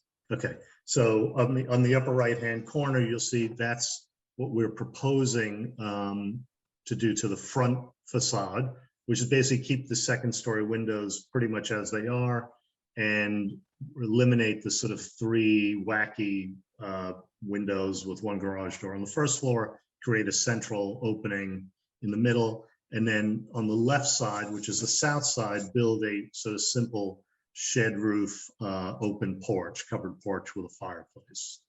And then in the lower left-hand corner, you can see that south facade, which has this covered porch. We're talking about doing a lead-coated copper roof on it, just simple white painted columns. But the idea is to sort of keep it as traditional as it is now, just replicate, all the trim is rotted and needs some work, but basically replicate all the trim. It would be shingled roof, etc. And then if we go to the garage drawings, which there's elevations of the garage, which I think is in the beginning. Keep going. That's a pergola. Keep going up. Up. Yep, there we are. So this is our proposed two-car garage. Again, just trying to keep it traditional and match the trim details, white trim, so traditional looking garage doors, etc. Yeah, and that would sort of be it. And these two buildings would sort of talk to each other and create a little courtyard in between them that cars could park and sort of be hidden from the pool and from the backyard area. Does anyone have any questions? Just one quick one. Was that the original carriage house for the property? I mean, you're referring to it as carriage house. I was just curious. As far as we know, it was yes, the original. There was, I guess, staff apartment above, and then a 3-car garage bay on the first floor. Is there any integrity that should be protected, or I mean, I'm asking a pesky question, I know, but no. I mean, it's original trim. It's the windows have all been replaced. They're all sort of Marvin, more contemporary windows. We'd replace them with custom mahogany historic windows. There's so few, excuse me, outbuildings existent. I was just asking of a question. Yeah, there's really no, I mean, other than the exterior trim, the sort of eaves and rakes, there's really nothing that's left of it. The interior is totally redone. Okay, okay. I've salved Yeah. my conscience. Interestingly, most of the time when I've seen these, such as the one on Gin, that Mm. big, most of the integrity, some of the integrity is the interior stuff, like the old Yeah. evidence of stabling. stuff like Right. that. But this doesn't exist. This Okay, it really has none of that left. I don't know what Okay. they've done to it. But, thank you. And other board members? Let me ask if there's public comment. Okay. So hard to see. Okay, let's see. There's no hands up, Jeff. Okay, well, board members, it sounds like you are copacetic and generally approving of the submission. Am I correct on that? Yeah. So in as much as this is in the historic district. Can you just give me a little something to put in the determination? Yeah. No, I was gonna say, in as much as this is going to be submitted to written decision, I was gonna turn it over to Alice to ask what you need, because we've spoken in a fair amount of generalities. So Alice, what do you need to draft up your written? Well, it sounds like the board finds the modification to the existing structure and the new proposed structure to be harmonious, and maybe just a couple details why. It sounds like the materials are appropriate. Anything else? Materials are appropriate. I think it celebrates the integrity of the original structure with its changes, which are modest. And I actually think it improves the existing carriage house structure visually from how it exists currently with its modifications that exist today. Right, and Thanks, Mark. and to those who have either been on the property or otherwise observed the photographs, there seems to be little, if any, historical integrity to the existing structures. We were unable to get access actually when we tried, that both gates were locked, but I'm looking at the photographs and assuming there's nothing left of cultural significance. Thank you. And right now, losing that unfortunate garage door is a good thing. I think so. Yeah. So with that being said, I will move that we submit this for written decision with the general approval, as has been stated by the board, for council to draft up, and when ready, we'll vote on it. Do I have a second on that? Second. Second by Mark McIntyre. All in favor? Aye. Aye. Okay. Thank you, gentlemen. Thank you, Alice. Okay. Good night, Frank. Thank you very much. Right, Have Frank. a good holiday. Thanks. Now we're going to go back to the adjournments, and at the beginning, at the outset of the meeting, we passed a resolution to codify, if you will, administrative procedure for stale adjournments. And so I'd like to go through each of the adjournments, these 6 or 7, these 6, because in some cases it may be applicable, in other cases not. So the first application is that of, and by the way, trust subtrust A and B. Now, they have requested an adjournment to December 13th. That is an adjournment that was requested and granted at our meeting on October 12th. So therefore, I think we should honor that adjournment because it would be going backwards to ask them to resubmit notification. If, however, they adjourn on December 13th, then I think it's totally appropriate for we to ask for additional notification. And Alice, I'm not sure how we phrase that in a motion, but I'm sure I can come up with some words. But does that make sense to you, Alice?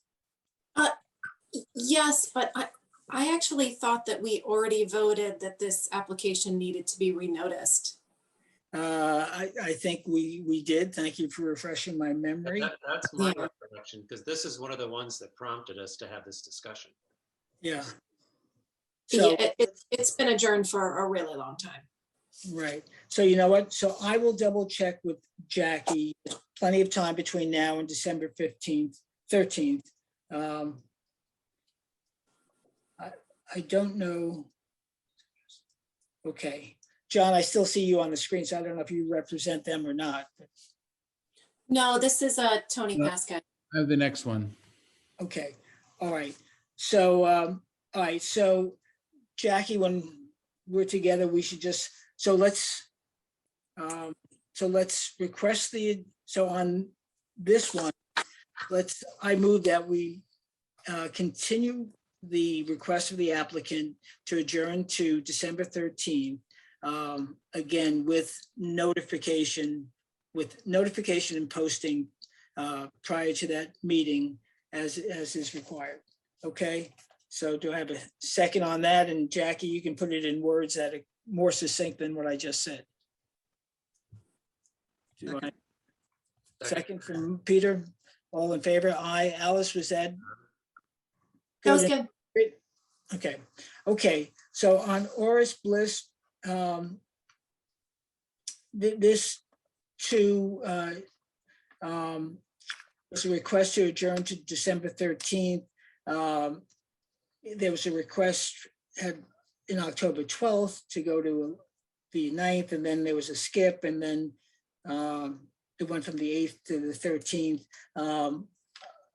I know, and John is present, that the applicant is fully intends to be here. We did grant this on the 8th to the 13th. So I think it would be a reversal to ask for reposting at this point. But Thank you. you're here, I assume they're going to honor that 13th.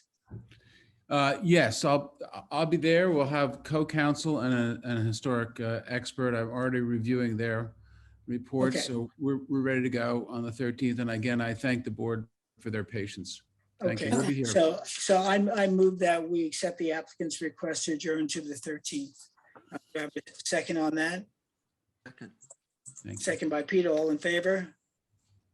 Aye, opposed? Aye, okay, so, okay, that's unanimous on that. We'll see you on the 13th. Okay, thank you. Beechwood Latch. John, are we all done with you?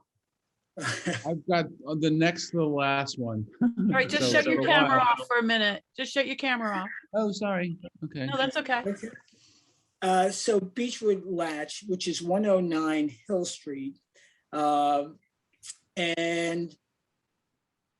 this has been adjourned on the 12th, October 12th to the, I can't even read to the 25th, and then the 25th to the 8th, and then the 8th to now the 13th. I think this is one in which a reposting and notice should apply. It's been 3 consecutive requests for adjournment. Alice, does that seem appropriate to you? Yes. Okay. So I move that we accept conditionally the applicant's request to adjourn to 13th with the provision that they renotice and repost within the 10 days as required prior to the meeting. Do I have a second on that? Second. Okay, that's second by Peter. All in favor? Aye. Aye. Okay. Now we come to B. Jeff? Yes. I'm sorry if I may interrupt. I just want to get some clarification. Now, do they have to renotice for the December 13th meeting, or should Yes. they adjourn one additional time?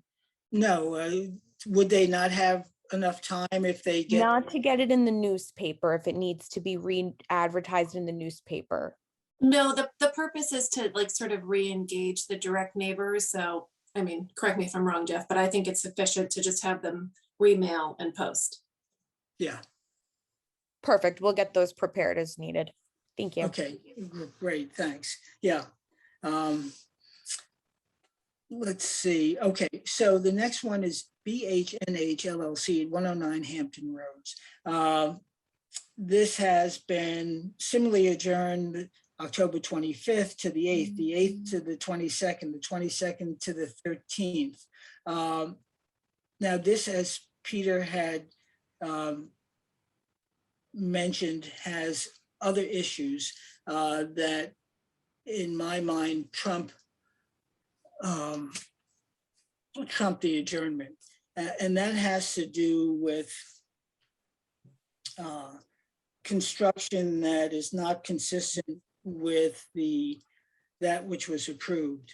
So, which we can discuss, but, and I think we should discuss it a bit, because I'm going to give you advance notice that I intend to make a motion that we notify the building department to act under Chapter 65-9 having to do with enforcement, which for those who may or may not be familiar with that section within the historic code, it's okay. It begins 65-9 enforcement. All work performed pursuant to a certificate of appropriateness issued under this chapter shall conform to any requirements included therein. It shall be the duty of the building inspector to inspect periodically to assure such compliance. In the event that he finds that it's not being performed, or, and this is where it pertains to us, or upon notification of such fact by the Board of Architectural Review and Historic Preservation and personal verification, the building inspector shall immediately issue a stop work order, which shall remain in effect until work is in compliance. No work shall be undertaken on the property as long as a stop work order is in effect.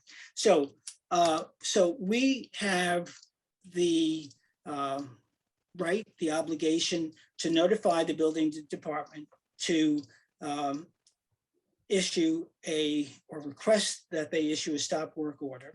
If in fact it's our verification, a personal verification that construction has commenced or is being done actively or completed that is in violation or at least contrary to that which was approved.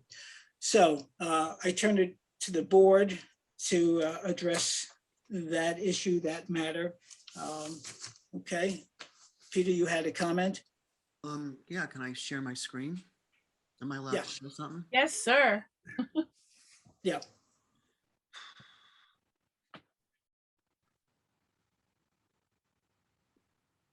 Is that up? Yes, it is. Okay, so this is at the top is the construction photograph of the east elevation. At the bottom is a copy of the approved plan. The difference is the approved plan had 4 windows spaced as shown, and the built elevation has 3 windows. There were originally 3. We approved a 4th. They built 3, but in a different configuration from where the original 3 existed. On a detail level, the way the Yankee gutter is improperly built, the way the rake meets the cornice, the eave, there's a break. You can see the original, there's an arrow pointing to that break. Below that is an original photograph, historic photograph of how that detail should have been reconstructed. And again, on the upper left is a picture of the drawing with the eave detail correctly drawn. So these 2 things I think are very clear. In addition, I've noticed, I remember a site visit with John Grew. He presented a board of original moldings, a variety. There must have been, I don't know, 8 or 9 of them. It appears from what I've seen that they're just using 1 bed molding for whether it's the porch molding, which was clearly from historic photographs a nose and cove, and it is not that now. to the, they're using, they're just railroad the same bed molding throughout, whether it's on the porch, the rake, the eave, wherever. And I don't think that's accurate. Okay. Peter, were there other photographs from the, this would be the north, well, it's the south elevation showing the eaves? Yeah, there are other historic photographs. I blew these up so you could see them. Right, okay. Okay. And I did not include a close-up of the porch, but if maybe someone else has one on hand. But it also appears that over the front door, at this time, there's one molding, but the historic photograph showed a pair of stacked moldings. So that's also something that should be verified. Peter, which picture are you seeing on your screen? I'm seeing the eave picture. Do you not see that? We're seeing the, Yes, we're we're seeing seeing the one with the windows. Oh, sorry. Okay, and then I have to share That's screen what again. that's why I was asking. Yeah, I of think course, you're yeah. referring to a different photograph we're not seeing. I'm sorry. It's okay. Is There, that we it go. now? There you go. I'm sorry. So there, the arrow is pointing to the gap that shouldn't be there. That's never done historically. Indeed, it was not there originally, as you can see from the photograph immediately below, nor was it intended to be there, as you can see from the drawing, the approved drawing on the upper left corner. Right. Sorry about that. Okay, good. No, that's what I was asking about. Okay, other board members, any comments? Okay. So I'm going to move that the board, under the provisions outlined in chapter 65-9, requests that the building inspector issue a stop work order, again, per the chapter 65-9, to address the issues that were noted here. But I guess I don't have to put that in the motion, do I, Alice? The specifics? And others, probably. No, I think that's sufficient. And Well, because Peter- I know there was the issue about the windows and what was preserved versus. Oh, well, that's another issue as well. I mean, I didn't even address that. Sarah, you talk about that. Well, it was the understanding and in the written determination that the windows, the original windows were to be retained. And when we actually went to on site, it was determined that out of the 9, there were maybe 2.5. And there was a lot of discussion about conservation and energy and all of that. And that was beside the point and besides what we had agreed upon.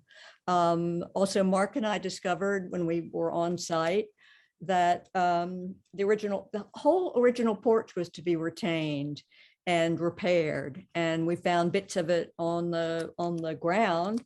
And what we see is not only inaccurate, but it's not the original material. It is not the original porch. And at least the pitch, the way it intersects the facade was corrected, but we shouldn't really be in the position of finding bits of historic material considered to be random and therefore not necessary. Is the building department aware of all of these supposed issues, or are we just assuming they?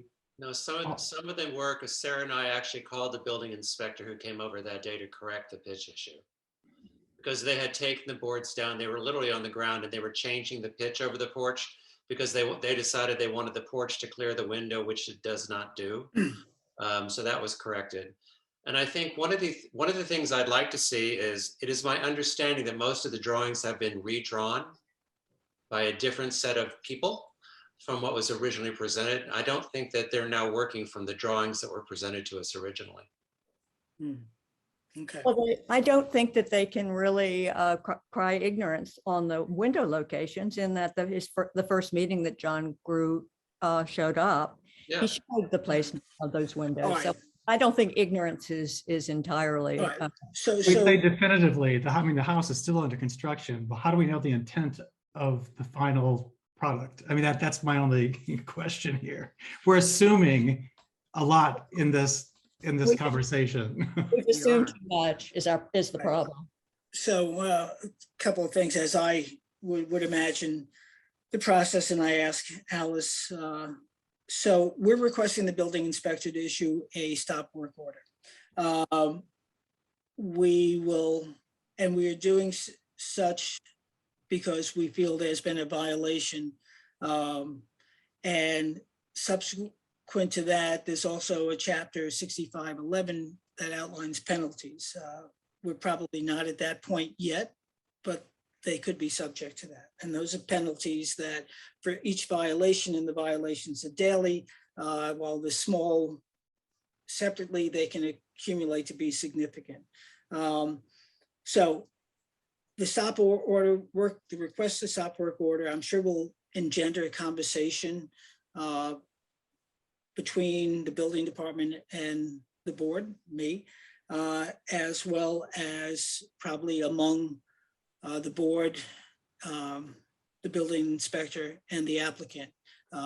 I don't know whether that takes place at the building inspector's office or whether it takes place at the next meeting, because the second motion that I'll put forward is that they repost if we accept this adjournment. So Alice, any thoughts or comments?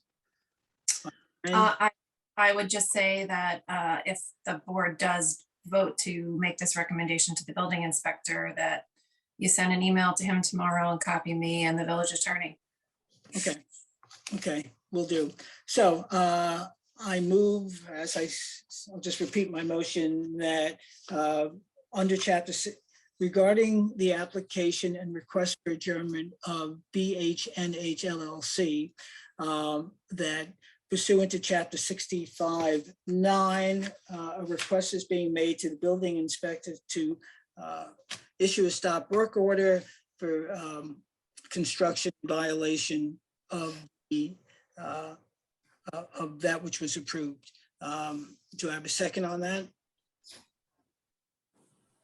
Second. Okay, second from Sarah. All in favor? Aye. Aye. Aye.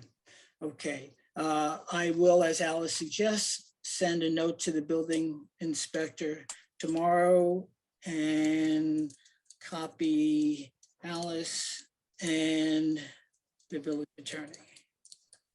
Okay, great. The second motion is that we accept the applicant's request to adjourn to the 13th. However, notification with the stipulation that notification and posting take place. Okay, we'll forgive for the moment. We'll waive for the moment the requirement that they post in the newspaper. Okay, we're good with that, Alice? Okay, do I have a second on that? Second. Second by Sarah. All in favor? Aye. Okay. So that's two motions on that property. Sorry, I'm losing my voice. Okay, let's move on to Post Crossing LLC. This, here, board members and Alice, we adjourned it pending ZBA approval. I think was this also one we said would have to be reposted and noticed? I don't think so. And I would just note that considering there is a pending application right now before another board, really the same neighbors would be involved. So just, consider that. Okay, well, duly considered. And so I move that we continue the adjournment on this particular property, Post Crossing LLC. Do I have a second on that? Second. Okay, all in favor? Aye. Okay. Aye. Good. Finally, on adjournments, Fairlane Realty Corp. Applicant requests adjournment to December 13th. This is the second adjournment request. So if they request an adjournment again beyond the 12th, the 13th, then we would ask for re-notice. So I move that we accept the applicant's request for adjournment to the December meeting on December 13th. Okay, do I have a second on that? Peter seconds, all in favor? Aye, thank you. Everybody, okay. So that's adjourned to the 13th without any further notification. Okay. Let's move on to driveway gates, historic. DCK Wyndham LLC. This is for 35 Herrick Road. For driveway gates. Is anybody present? I'm waiting for the hand to go up. Okay, I What's don't the think name? anything on this, right? right, no, we haven't. So on this, now this is, oh wait, this is also in historic. Yep. Okay.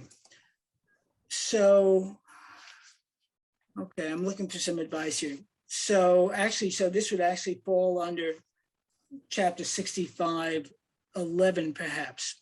So what we have here is a situation where driveway gates have been erected without approval, and these are solid gates, which I think we've indicated to the contractor at one point that they would not be approved in their current state, but regardless of that, they exist as unapproved gates, and there's a provision in the chapter 6511 for penalties for offenses, and this would fall into those chapters in the subsections A and B.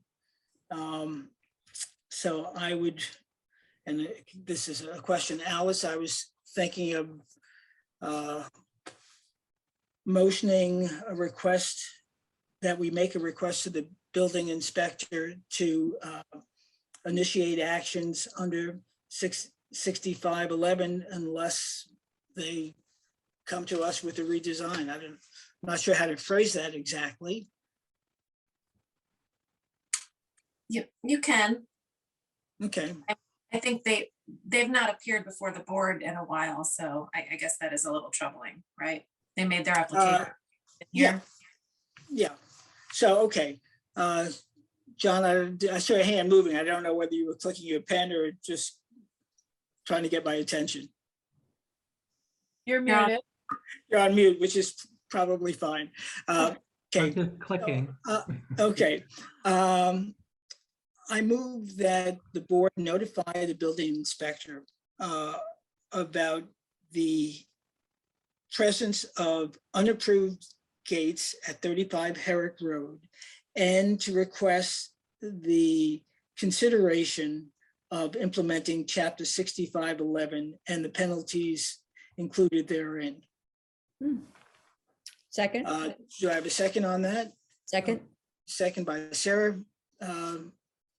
All in favor? Aye. Aye.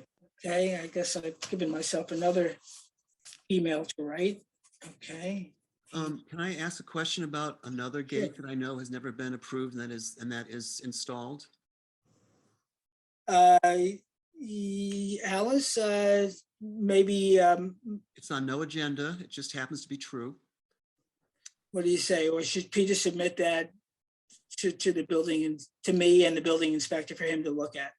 I think just tell Tin and then, Okay. hopefully you can do a little Okay. research. Okay, Okay. thank you. Okay. All right, thank you, board members. All right, so now let's go into public hearings, non-historic. The Heart of the Hamptons, pending adjournment pending site approval. As before, we'll continue that. Okay, so now we're at 31 Roscoe Developer. Applicant requests adjournment to December 13th. And this is work still going on there? well, here's the situation here. This is non-historic, And the relevant chapter would be, of the code would be 116-35, violation of board approvals. Any violation of the approvals established by the Board of Architectural Review and Historic Preservation shall be deemed a violation of this chapter, punishable under the provisions of 1640 of this chapter. 1640 outlines or then references another chapter, I think Article 2, Chapter 1, or Article 1, Chapter 2 in the village code that probably gets to the specifics of what those violations are. I would simply, unless Alice tells me otherwise, make a motion that we request, I guess we would request of the building inspector to initiate that. A stop work order? Well, it doesn't see, whereas in the historic code, it was specific about issuing a stop work order. This is speaks of violations and penalties. So I thought work order had been issued on this property. It should have been, because it's contrary to what was approved. Yeah. And the only way to really hit somebody in their pocketbook is a stop work order. it might have been, and Jackie, you may know the answer to that, whether it was or not. You know, and generally, if the violator is working with the building department and the board with a resubmission, a stop work order is either not issued or not enforced. And I may be using the wrong word, and I'm not looking to throw anybody under the bus or anything like that. But, you know, there's a practicality. If somebody does something in violation, and if it's a matter of omission more than commission, and they're working with the board to correct it, then, you know, I think the building department has to have the wherewithal and the leeway to exercise its good judgment. In this situation where the applicant was direct when he came before us and said it was an act of commission, which he rationalized, you know, he's knowingly violated it. So one, Jackie, do you know if a stop work order was issued on 31 Roscoe? There has not been. There has one not case. been. So Okay. We requested that weeks, months ago. I mean, a long time ago, didn't we? We've talked We were- about it, it hasn't happened. I would suggest that the board vote to notify the building inspector that the determination was not followed. And then, you know, it's really for the building inspector to decide what he's going to do with that information. Okay. So I would move then, if by the way, you folks are in accord with that? Okay, so I move that the board notify the building inspector that the board has determined that the applicant at 31 Roscoe Drive is in violation of board approvals per chapter 116-35. Do I have a second on that? Peter, all in favor? Okay, great. Okay. Is there some responsibility from the building department to report back to us with some determination of what they've done or not? It's not in the code, but you know. Otherwise, we're just like, you know, it's a wish and a prayer, you know. We have a good working relationship with the building department. And so. The last thing we saw on this is that they were postponing or asking for an adjournment pending a FOIL request for the meeting notes of an August date. And our meeting notes are public from an August date. Jackie, do you know, did we get a FOIL request for that, or is this just another excuse for postponement? Mr. McIntyre, I'll be honest, that's something that if we have received would be on Derek's desk. I have not processed one. Yeah, so what happened on that is the minutes were approved and just did not make it to the website. So the building department is getting those minutes to Attorney Kelly, I believe her name is. And so she should have everything now. But that's not reason to No, I just wanted. prolong the situation, and the request for a stop work order is independent of their actions. No, I get that. Okay, so I think we moved and voted on that, correct? Right, so, okay.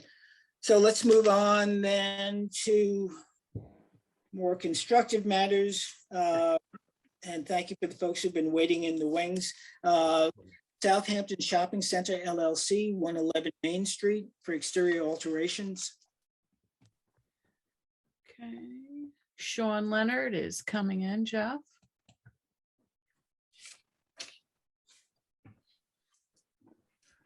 Okay. Hi, Sean. Just unmute and start your camera. If you can't find it, I'll send you the link. There you are. Hello. Hello. Sean, although this is, I think, the third time we've seen you, and you're getting to be not an old face, but a familiar face. So again, but tell us who you are and where you're from and who you represent. Sean Leonard from Sean Leonard Architect, and I represent 111 Main Street Shopping Center. Okay, great. So tell us, and Jackie has. John Bennett, are you in part of this?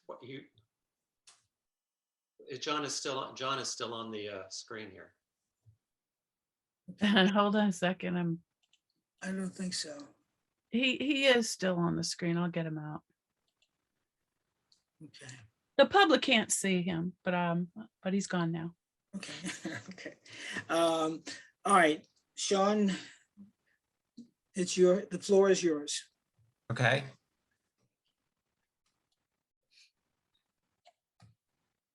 So just to recap, when we last met, we were discussing a couple of things. We discussed the metal roof that was proposed, and I left a sample of a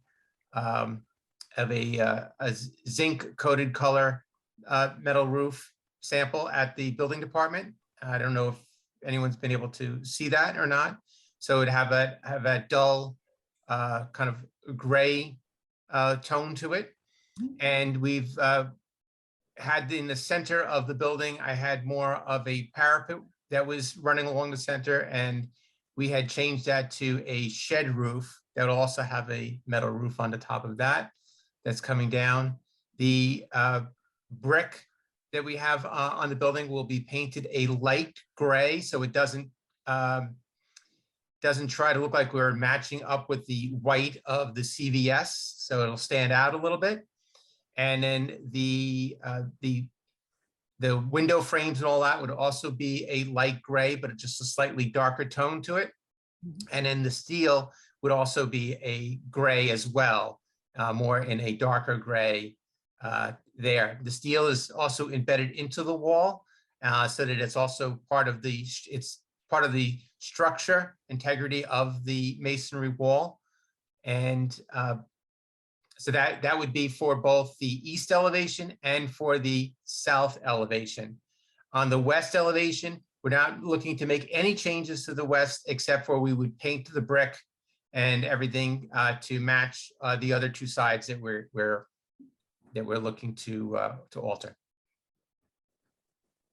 There should be a rendering in there if you want to see the rendering, which would be the next drawing.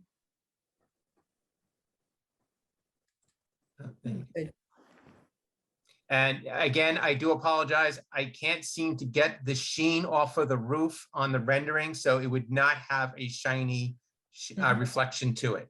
Just to want to make that point. Do you have any questions? I think you've done everything we've requested. I think it looks fine. I do. I think it looks great. You know, it's really very clever, really. You know, it's not a great looking building, and you've transformed it with very few moves, and I commend you.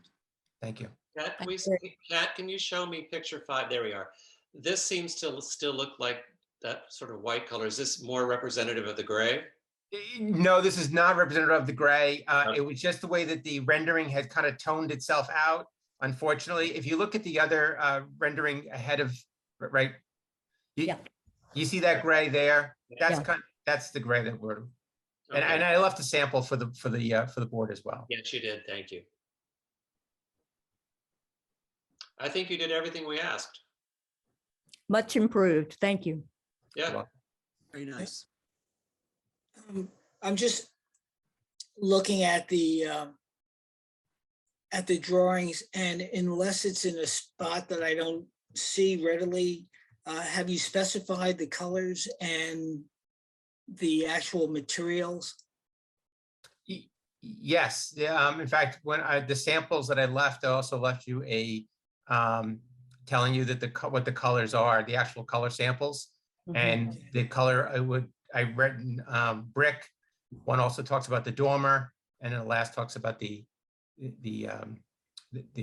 steel.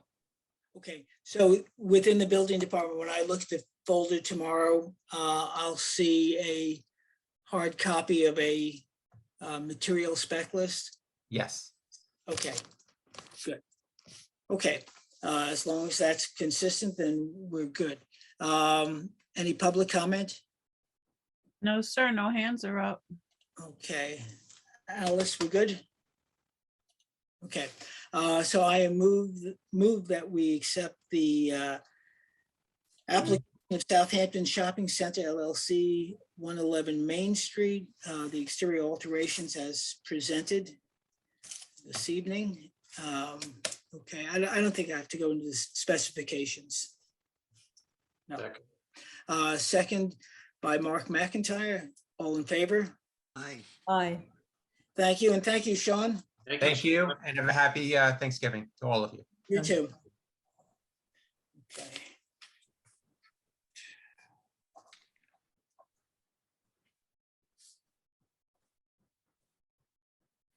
Okay. Okay. Next is Shre, SHRE LLC at 161 Downs Path for two-story single-family dwelling and attached garage and pool house. Here comes Craig Schwabe.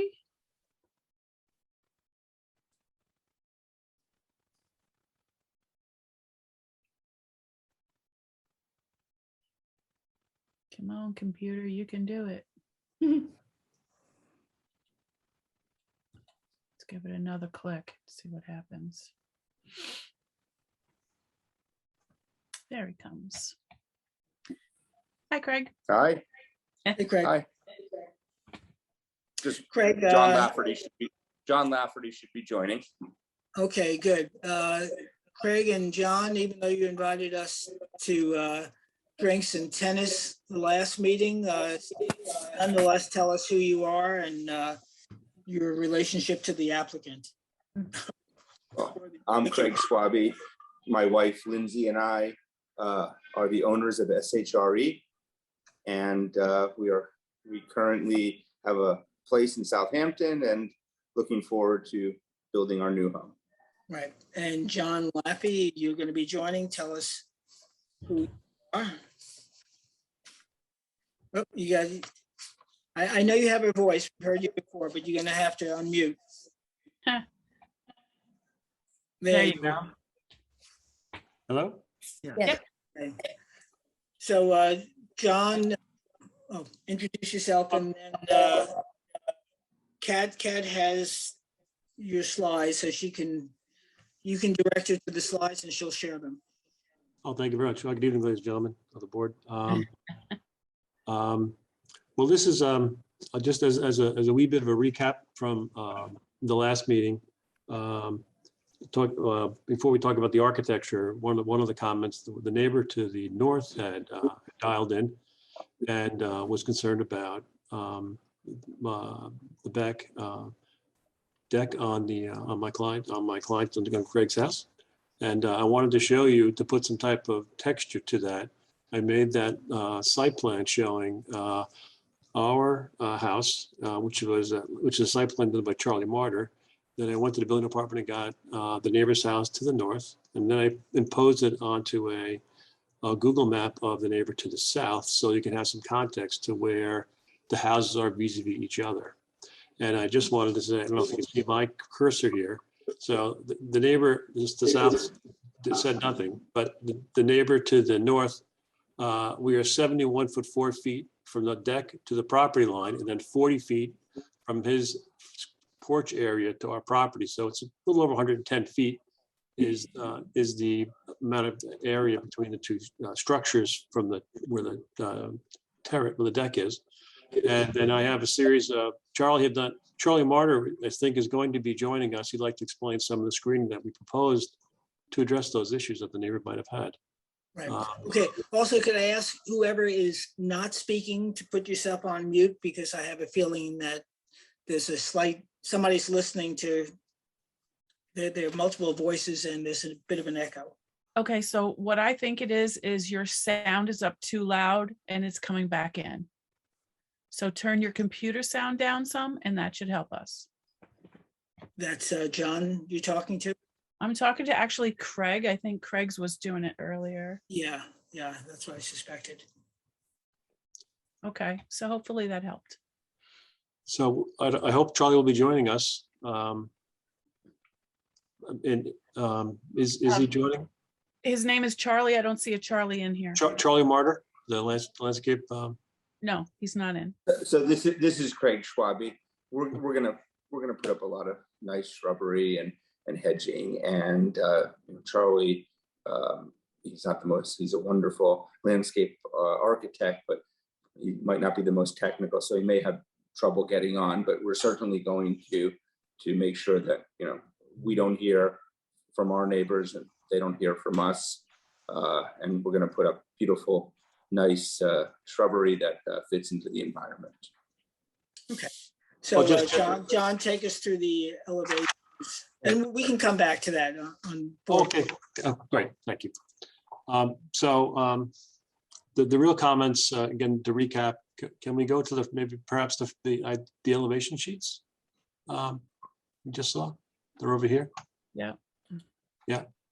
Good. Okay, so the comments of the boards were that they had really had, my misunderstanding, my fault. They originally was, these windows were originally here on the first presentation, and there was a large shed dormer here with a metal roof on it. And they said they wanted to, I thought they would just want to get rid of the roof. And so anyway, my mistake. The board said, why don't we try and go back to the original window configuration that we had, and then get rid of the shed dormer that's between these two. And so I did that. And so what this presentation shows that these windows are now 1 foot lower than these ones here. You can see we've dropped the soffit line, reduced the soffit line by 1.5 feet right here. And then, so I think that gives a much more harmonious line along the windows as it did in the first presentation. And the Craig was a little concerned that the house was looking maybe a wee bit sort of plain Jane in his words. So we thought it might be nice is we just took some of the gable ends and I put these 8-inch shiplap on them and painted them white. And I did that for the two gables to punctuate them.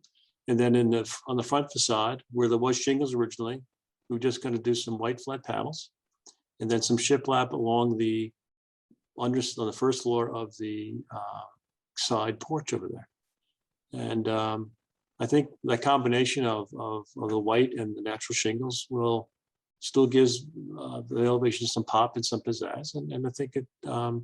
And yet I think it's still reasonably very subtle. Like the first presentation we had done originally had corbelled gables with brackets, and it was a lot more complex. And this is much more toned down. And if you wanted to go to the back sheet, we've done the same thing as we reduced the roof lines in the back. We reduced the soffit height in the back, in the middle, right here. It was taller, as you can see, reduced it by 1.5 feet as well. And this present, and then we just have the same two shiplapped upper gable details as the front of the house to show continuity. And I think those were your comments that you had addressed to us. And I think, Okay. All right, board members. Well, the windows look good. Windows are fine. I'm not sure about the gable, but I'm gonna let someone else talk about that. I'm not sure. But the I'm windows look good. having a hard time visualizing the shiplap. I think I think the windows, what you've done with the windows looks great, and Perfect. actually what we've requested. Yeah. And what's the material for the rest of the house? It's cedar siding, cedar shingles. Cedar shingles or siding? Shingles. Shingles. Yeah, natural. And the shiplap will be painted? Painted white, give it a little pop in where the windows are.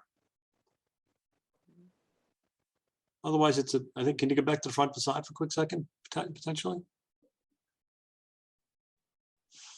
I kind of aligned them up so that there'll be sort of be a horizontal line between where the white of the soffit is, and then the shiplap. So I think it'll create a very nice sort of melding of the materials and bring down the height of these gables a little bit.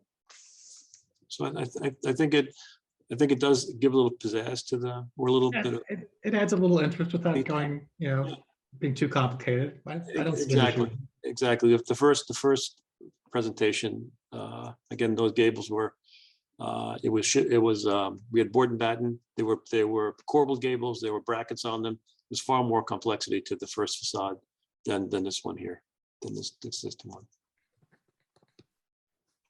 one. Other comments? I would say it's a very nice job. Meaning, you took the board's comments into consideration, and you took your client's wishes into consideration. I think you've melded those two things together nicely. Thank you. Sounds good. Any public comment? Let's see. Come on over. Nope. Okay. So without any further board comment, then I will move that we accept the application of Shree LLC at 161 Downs Path for a two-story single-family dwelling, attached garage, and pool house as submitted. Second by John Gregory. All in favor? Aye. Okay, great. Thank you, John. Thank you, Craig. Yeah. All right. Good luck. Thank you very much. Have a great weekend. Thank you. You Thank you too. very much. Thank you. Take Bye-bye. care. Thank Good you. luck, Craig, and thank you, John. Yeah, Thank you. again, this is one, it takes a few iterations. Sometimes it's vexing, but at the end, come out with a good product and happy people. So thank you. Okay. Next, 21 Old Town Road LLC, 21 Old Town Road for a two-story dwelling with attached garage. Bill Barba is coming in. Okay.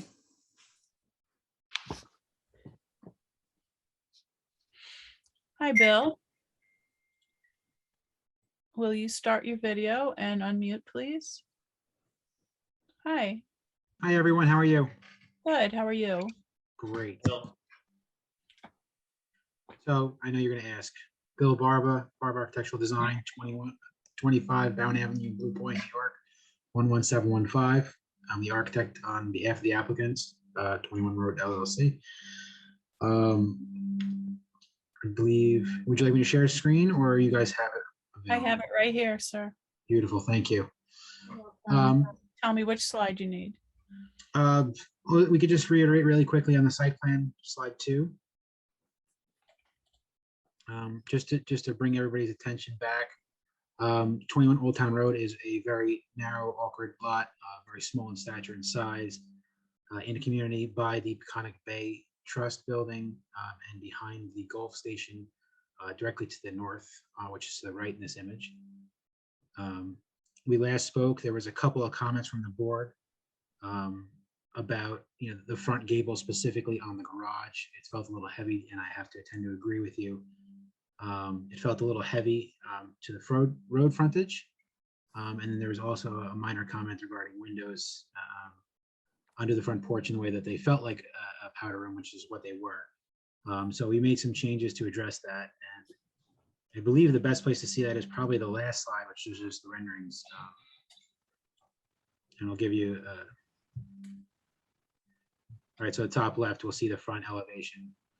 We've taken that shed roof and dragged it right across. We had to increase the pitch a little bit to conform with zoning and to make the gable end over the garage look more appropriate. But in the end of the day, I believe, you know, the board was proper in their assessment of the proper change. Any questions? Board members, do you have any questions, any thoughts, any? Way better, way better. I think it looks okay. Okay. Okay. All right, let me see if there are any public comments. That I have to pull out. Let's see. No, I gotta stop share to see it. Okay. Sorry, no public comment. So if there are no, I'm sorry. It's a nice job of addressing our concerns. Okay, Appreciate it. You guys had great comments. good. Well, thank you. We're gonna You use put that in you as- writing? Yeah, right. I'm sorry? We're gonna use- Broadcast it. We're gonna needle point that pillow. Thank you, Bill. It's appreciated. All right, so without further comments, I move that we accept the application submitted this evening for 21 Old Town Road LLC at 21 Old Town Road for a 2-story dwelling with attached garage. Do I have a second on that? Second. Second by Mark. All in favor? Aye. Okay, it's unanimous. Thank you. Thank you all. Have a great Okay, Thanksgiving. You too. Thank you, Bill. Okay, the next application, Margaret Lewis, 63 Dale Street, requests an adjournment to the 13th. Again, this is the first request after she had come before us last week, and I'm sure is working on a redesign. So I move that we accept the applicant's request to adjourn to the 13th. Do I have a second on that? Second. Second by Mark. All in favor? Aye. Aye. Okay. Okay. Next application, John Brown at 94 Pelletreau Street. They are coming to us after being here last week. Yes, BJ Steinbrecher is coming in. Okay. Come on. Okay. Hi, BJ. If you'll unmute and start your camera. And just give me 1 second here. Start my video. There we There I go. am. Hello. Hello, how's everybody tonight? Good, BJ. Tell Good, us good. who you are and My name is BJ Steinbrecher, 217 Sabonic Road in Southampton. I'm the architect for John Brown, who just sat down okay. next to me here. Okay, do you want me to share my screen or? Well, Kat has it on hers, so let's work with what Kat has. Okay. And you can direct her to whichever view and screen you want. All right, so I suppose maybe we can start with the plans. That is a revised model, 3D model of the northwest elevation. There is also a north elevation looking straight on. Yeah, this is What? one of the ones that's in pieces. So, But I think maybe we can start with the PDF of the floor plans. here's your north elevation. Oh, that's, Is that what you wanted? yeah, I just wanted to let everybody see the changes in 3D. So addressing the board's comments and concerns from the last meeting. The first thing is the roof line. We lowered the gables to match the height of the ridge of the main roof on the left side, which was lowered 2 feet. And then we ended up, and we had on the last version, there was a hip on the left roof, but we thought it looked a little unbalanced. So we are now showing a gable on the left side. And by changing the roof pitch, we ended up, because we had a problem actually making the roof work on the back side of the house, we took the whole right side of that 21-foot gable on the right side of the house, and we pushed the whole right side of the house back 4 feet. And with that, I think actually it made some improvements on all the elevations, especially the front, the back, and that western elevation. It sort of defined on the last version, the rear of the house, the gable was recessed in, where now it's protruding out. So those were some of the big changes that came about by lowering the roof, the gables to that main roof. And then what we did on the front also is I lowered the front porch a foot. So those columns are now 9 feet. And then the picture window above the front door and the windows on the second floor to the left of that are now matching. We were able to bring those, the length of those 8 inches longer, and they all match now on the second floor. The sills all match. The band. And yes, then we added a horizontal band at mid-height that wraps around the whole house. It does match the fascia, as John just noted, and it sort of breaks up that verticalness of it, gives a little bit more of a horizontal appearance to it. We did stay with the 10-foot first floor and 8-foot second floor walls because we wanted to have 8-foot high windows and doors on the first floor, and then with crown molding and whatnot, we needed that height to make all that work on the interior with coffered ceilings and trim work. So is there anything else that the windows we added both ends for that blank walls? Oh, right, we added 2 windows. All the closets on the right side, the west side. We added windows on that elevation as well as on the east side in the family room and the closets above. Yeah, but these windows are now in the closets. Right, but we were able to add windows to the east and west of those blank walls. And I think overall, the house looks a lot better. We did on the rear of the house, just to add some more, we did the kitchen on the living room door. I originally had a 12-foot unit. We made that a 9-foot unit. And on the Can we see them? yeah. So if you if you bring up page 6, first on the PDF.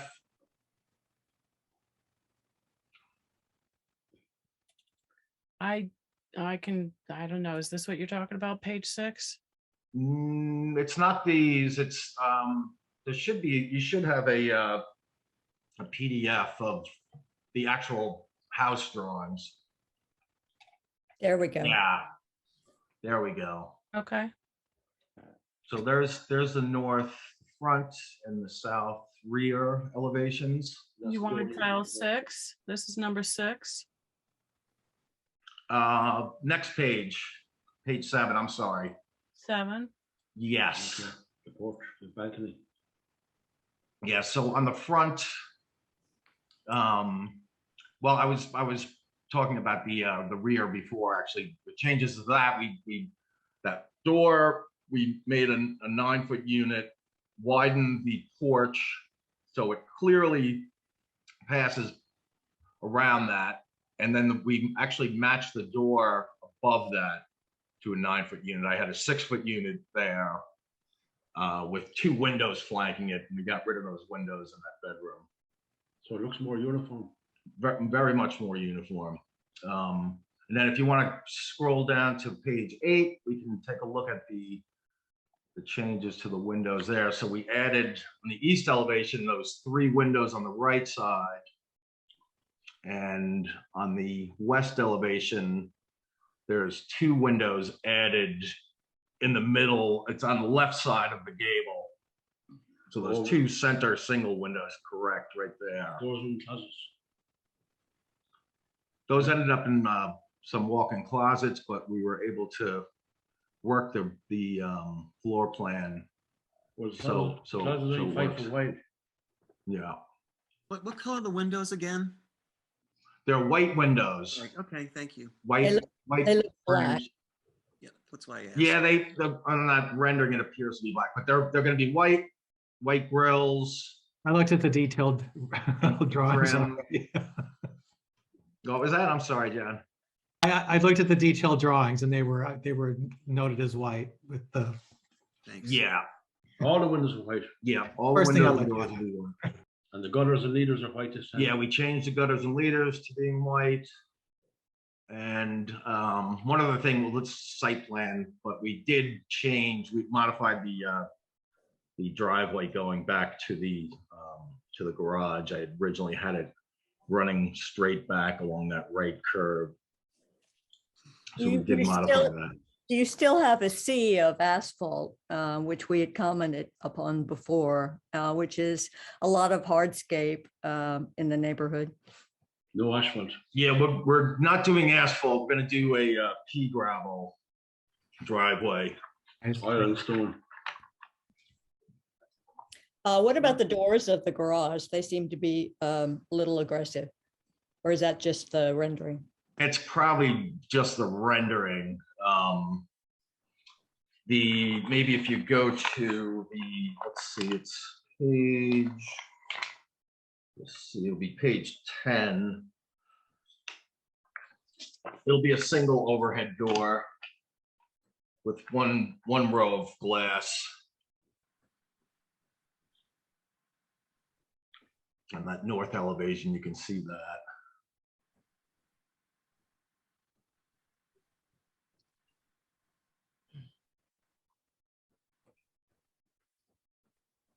So if there's any questions or comments. I just, your neighbor to the north just was concerned about your clear cutting the site. That, you know, they want to maintain the mature trees that I believe are on your side of the property line. And I just wanted to know if you could do that. The tree on the right-hand side at the end of the flag? The trees at the north, at your north border. And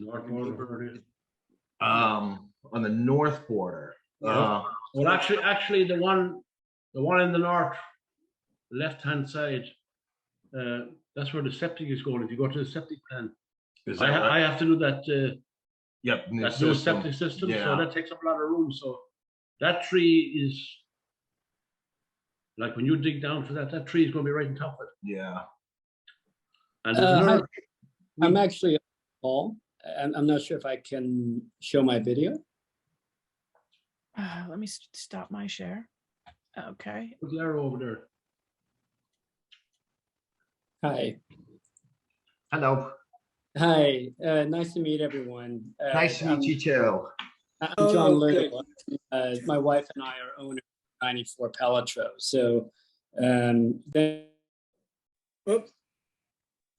John. Okay, he just muted himself here. You hit the button. So. Oh, okay. Can you hear me now? Yes. Okay. Yeah. Thank you, DeBoer, for allowing me to join the meeting. My wife and I are owners of 94 Palatro. So we thought we rejoin just to better understand the situation. Oh, yeah, you're 94. I'm 94. He's 96. 56. 96 Palatro. So we're the lot in front of the flag lot. Okay. Okay. Yeah. So we bought the property in 2013. So we're quite familiar with the area, and so I'm sorry, John. Will you be our neighbor or? Yes, I hope to be. That's the goal. Or are you building? Are you a builder, and then will you actually be resident at the property? No, there's somebody living in the house now. I'm buying the property. No, I when understand. after it's built. Oh no, I'm not going to live there. I'm home alone. I wouldn't need that big of a house. Okay, so you're a builder. Right. Yeah, I build nice luxury houses. I've been doing it. I'm actually, today is my birthday. I've been doing it 52 years. Right. Okay. The fact, let me just clarify one thing. The fact of the matter, whether John is a builder or an owner, would not matter to us. And in part because it can't, but even when people say they are going to live there, it doesn't always work out that way. Well, yeah, I can assure you. So I live in Madras Pat. I have a modest house, and so at least John. I'm not going to live there. And I appreciate that. Regardless, we're going to look. So let's hear the public comment, and then we'll see how we incorporate that into whatever decision we make. So yeah, so there is. The reason my wife and I wrote in is because Palatro Street is a street that has a lot of history, as we know from the Palatros, and it's actually a beautiful area, quite low key. And the house that Junior, who was the neighbor, he had quite a small house. And I think the trees that we're talking about is actually we sent in some pictures along with our document is a row of very, very tall trees that I imagine have been there for a very, very long time, and I imagine is really part of the heritage of the area of Palatro Street. Can't imagine it's been put up anytime recently. So,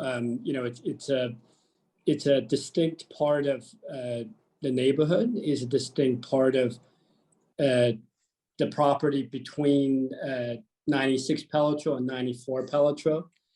And, we would really like to see those trees protected and preserved because it's really a part of the heritage of the area, and so that's why we really wanted to send in our comments. Okay. And I guess the second is our previous neighbor, as I mentioned, was quite a small house. This is going to be a huge house, as by the looks of it. So we kind of would like to understand, that the building plans and how long it's going to take and potential disruptions, because it's, there's a driveway that goes along the entire length of our property to get to the flag lot. So, will there be endless construction trucks going back and forth? How long, and how may that be impacting our property? So thank you, board. Thank you for taking the time and allowing me to share my thoughts. Right. And Thank you. Let me. I'm looking forward to meeting you. Would I address your questions? Can I do this? Am I out of turn here? Yes, you can, and then I'll make a comment. Sure. I believe there's one tree in that right-hand corner. It's about 7 or 8 feet from the property line. That tree has to come down because that's the way the county health department approved that new. I'm sure you're aware you can't do the old septic system anymore. You have to do the nitrogen. It depends on what mapping you're in. Well, I have to do the new system. So I've done a couple before. Okay, so continue on, and then I'll make a comment. And I believe when you dig down for that septic system, the roots of that tree come over like at least 20 or 30 feet. So I think that tree has to come down for safety. And it's going to be right on top of it. Okay. So I'm not taking any trees down on the property line. I'm going to reline the whole property, right, Peter? Yeah. We're going to re-landscape the whole property inside. Okay. Inside of Arhpb, yeah, around the whole perimeter, around the whole as well as the flag, the flag driveway. And they grow pretty quick. Right. So let me share with you a bit of the code, because you may not be fully aware of it. So the duties of the board fall under chapter 16-33, subsection B. The board is charged with the duty of exercising sound judgment and of rejecting plans which in its opinion are not of harmonious character because of proposed style, materials, mass, line, color, detail, or placement upon the property or in relation to spaces between buildings or the natural character of landscape, or because the plans do not provide for the location and design of structures and open spaces in a balanced and harmonious composition. Given the concerns of the neighbor, given my, and I'm just speaking for myself, my view of that street, and the other board members may have a comment, that it is a street of significant foliage.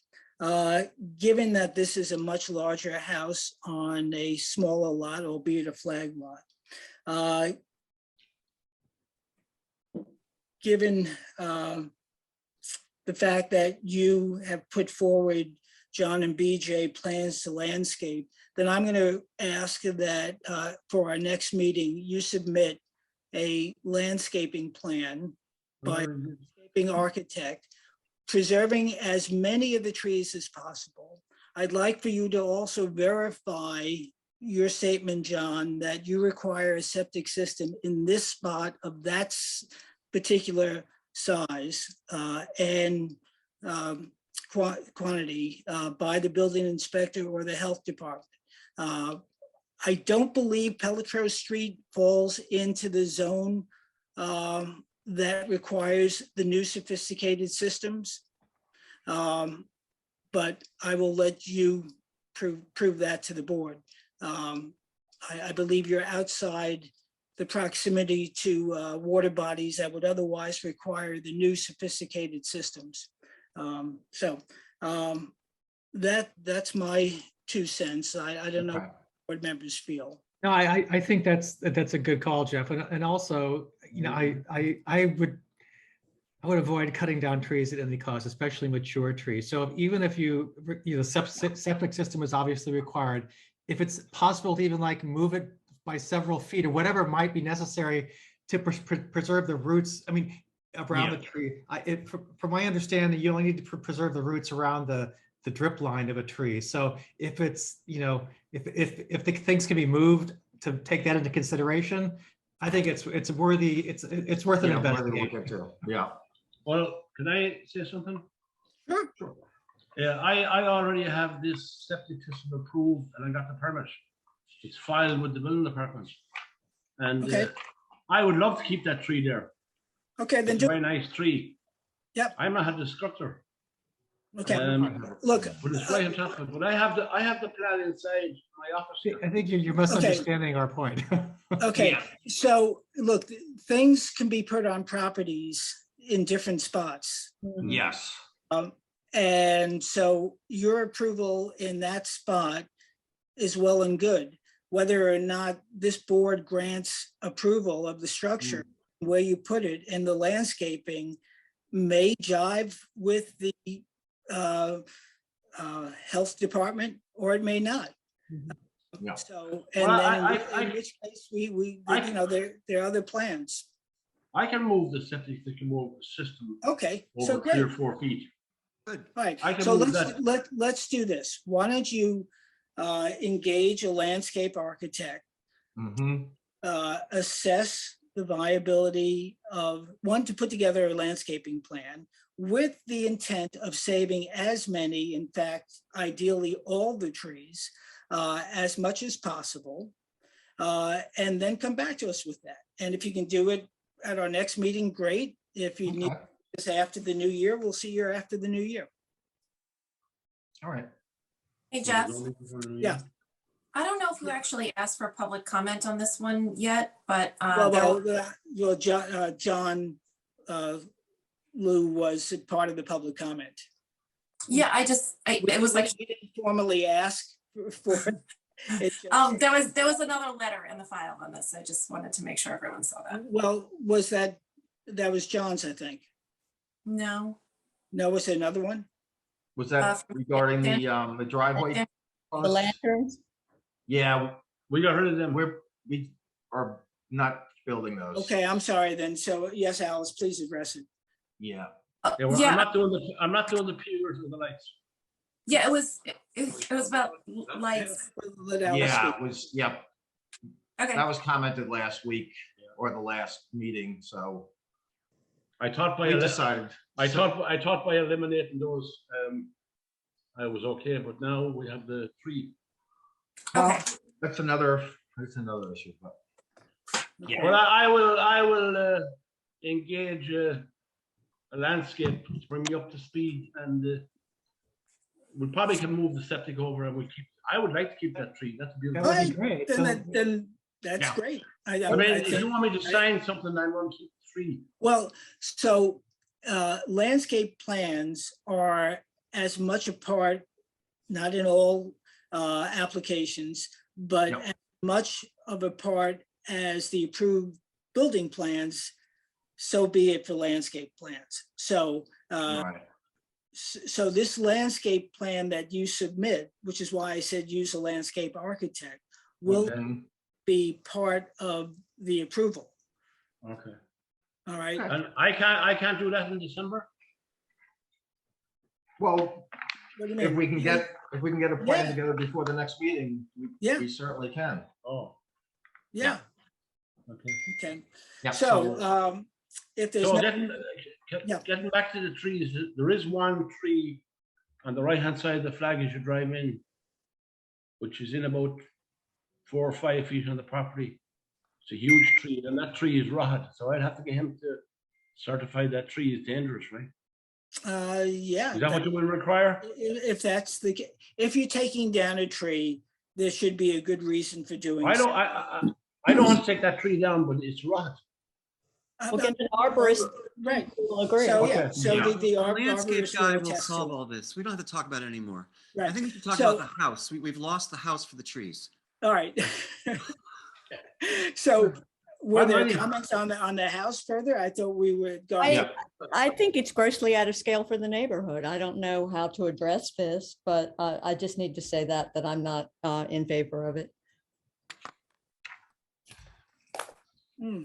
It's 200 feet. Right. So if And the house across the street.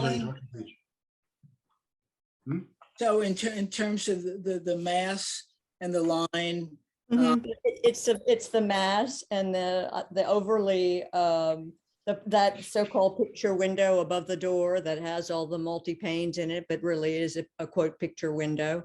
Some of the aspects have been addressed, but I mean, if we were to take a vote tonight, I would certainly say no, but I may be in the minority. Mhm. So this is an issue, John and BJ, that the zoning codes allow you to build something so big and blah blah blah. But at the same time, the architecture review board has the obligation to apply judgment as to what's harmonious in the neighborhood, and the two don't necessarily match. They don't have to. The building department is what could be built. The architectural review board is what should be built. And sometimes to reduce scale, perhaps one might reduce the size, but size is not our purview. Scale and mass are. there are architectural methodologies, techniques, and tricks that one can apply. I'm not an architect. There are those here on the board who might have suggestions as to what you could do to reduce the scale of it. I don't know. I look to my fellow board members if there are any suggestions. Well, I have one or two, actually. I agree with the picture window or the front door. It's, you know, it's anomalous. This is kind of, it's a traditional house, right? And that's, Peter, could we actually ask them to put the drawings back up while you're speaking? oh, sure, sorry. Kat, if you could put the line drawings back up while we're speaking, that'd be great. Because we sort of haven't talked about the house. Yeah, page 7. There we go. Yeah, I mean, you know, it's a traditional style house with, and the, you know, most of the windows follow the proportion of a traditional house, except the picture window. So I think maybe just a regular window that is not so horizontal would look better. I also think that you should put back the hip on the east elevation. That would do a lot to reduce the scale. That would. Well, if you had a hip roof, like you had in the east before, you had a hip roof, that would you know, could lower that apparent height quite a bit. Right, right. So maybe that would satisfy. Help it, yeah. Some of the issues. I would prefer to. I don't know. Okay. Anyone else have something to say? Yeah, my concern, strangely, my concern is the two front doors. I think they look incongruous with the house. I think the solid panel bottoms, I think a single door with side lights would go better there, but they don't look, they look inappropriate for the house for the size of the porch. And I don't think they give the house the kind of presence at the front that it should have. I agree with you, Mark. Good call. Okay. And around the back, you've got, I think, south just a little bit. Go up just scroll up there. Yeah, go back to page 7. Go back to page 7.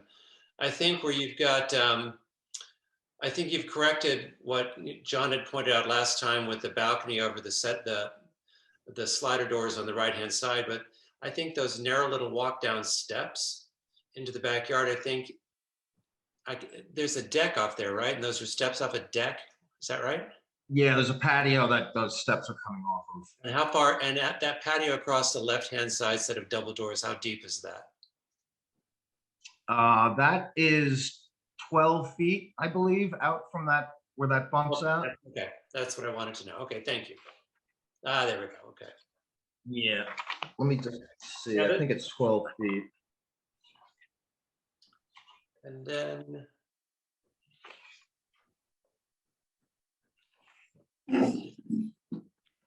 Those are my. Yeah, it is 12. 12 feet overall, 10 feet off of that where it bumps in. That gable is actually 10 feet there on the left side. The patio? All right. Those are my. The board, may I make a comment? The board? Sure. Hi, this is John Liu again, the neighbor, and I just wanted to make a comment on Madam board member's comment about the scale of the house for the neighborhood. I'm not passing judgment on the aesthetics of the house, but just to put it in relations to, you know, the current house on the property. I'm guessing Junior's house was 900 square feet. Our house in front of their lot is maybe 1,200. The one that's next to our house is maybe, as I understand, you know, this is a house that's going to be, I don't know, 3,500 square feet. So three to four times what it was before. So I am a little bit concerned about it, you know, looking at a place in the neighborhood. And so, you know, I do want to, you know, voice that concern. And just going back to the trees, I mean, if it's sorry to go back to the trees, but if there is a rotted tree, we would like to have an objective assessment that it's in fact, needs to be removed for safety reasons. Sure. And then the other is, you know, there are trees that's all along the length of that, the house. So it's not one tree. So I know that there's going to be a landscaping plan, but as I mentioned, all the trees are part of the heritage. We hope they can be protected. Thank you. Thank you. Right. So again, let me just say something, John, just to put it in perspective. So yes, a landscaping plan has been requested by the board that will be submitted. Any tree removals will need to, the explanation needs to be provided and supported by evidence. I looked at the site plan, so you're within a couple of feet of the building envelope. So, but again, that's what could be built. The issue is what should be built. Scale falls under this board. And sometimes, John and BJ, as you know, less is more. And I think you're hearing from the board, not only is there an issue of harmony with the neighborhood in terms of the scaling, but relative to this particular property, the scaling of that house on that property, its massiveness on the property and its surroundings. And look, at the day, not everybody wants the biggest house, but they want a house that looks good. So, but again, it's up to you to put together a plan that you think will sell. And I appreciate all the comments. It's up to us to work with you to get there. That's what we're here for, right? Okay. All righty. Just one more thing, maybe to reduce the scale a bit, is how high is it up off the ground? The house doesn't, yeah, it's very high up the ground. Why can't you lower it by 2 steps? It's about 21 inches, I think, to the first floor. That's a lot. That's high. That's very high. Well, it's kind of normal with a 12 inches out of grade with the foundation and then 12-inch joists. Look, my newly built house is 8 inches above grade, okay? And then the ceiling heights internally? It just looks like it's up too high. I mean, that's part of it to me. Yeah. It's too high. What are your ceiling heights, BJ? The ceiling heights of first floor is 10 feet and the second floor is 8. I think that's fine. I don't have, it's the first floor is too high above the. Yeah, I mean, we could set the foundation and, on a shelf, the joists. Yeah, do a ledge, Yeah. Boys don't have to sit on top of the. That brings it down 12 inches. That's a lot. That would. Yeah. That would be great. Okay. Good point. Yeah, go ahead, John. John would like to speak if he may. Yes. Is that okay if I speak? Yes, of course, John. I'm going to the bar in a few minutes. Believe me, I'll be right behind you. If I do a ledge on the front and the back and lower the beams and do 1 step out of the house, I would prefer to get rid of those steps. Do 1 step from the first Right, then it'd be down on the patio. It'd be a step off the patio. With that, the steps would go away. Yeah, that'd be fine. I think it'd be nicer for the backyard. The reason why you have 21 inches there, the beams are 12 inches, the 2 plates is 3 is 15, and the plywood is 3/4, so we'd say 16 inches. Yeah. No, I know. But you can The actual top of the foundation is only about 6 or 7 inches above the grade. Right. I don't know why that white line is shown like that. Well, because the patios, you're stepping out of the house only a couple inches. Yeah, but that's why you see that. If you want to eliminate that, then you can't have the wood beams. Yeah. Minimum, you have to have 6 inches from the patio for moisture up to the bottom of the siding. Yeah. Otherwise, it's going to rot. You're supposed to have 12 inches. No, right. Well, 8 is code to any wood. So if I do a ledge on the front and back, and then I'll have 1 8-inch step down to the patio, so you're going to see about 6 inches of cement. That'd be fine. Which is fine, yeah. Would that work? Yeah, I think so. I mean, you got to do the sections. You got to work it out, but yeah. Can I just speak about the front? What's that? The front, can I address the front? Yeah. Sure. I would prefer to put a single door on the left-hand side and then put a window on the right-hand side in front of the stairs. If you put two side lights and a door in the middle, when you open the door, you're going to go into the stairs. Would that look? I've done that before. Well, that's something you got to Otherwise, work out. you wouldn't have that mass on the Yeah. front door. All right, so guys, we're getting into a little bit of minute detail here. Yeah. Okay. So let's, you've got, Well, I was some- just putting that out there. let's accept your request to adjourn while you do your homework, as we out. Okay. And so unless there are other comments from the board, I move that we accept the applicant's request to adjourn to our next meeting. Do I have a second on that? Second. Okay, all in favor? Hey. Okay, thank you, gentlemen. John? Thank you very much. Happy Thanksgiving to you all. Thank you. All right, Have a All good right. night. Thank you. see you. Thanks for everything. Thank you, BJ. All right. And Good thank night. you, John Lou as well. Okay, take care. Take care.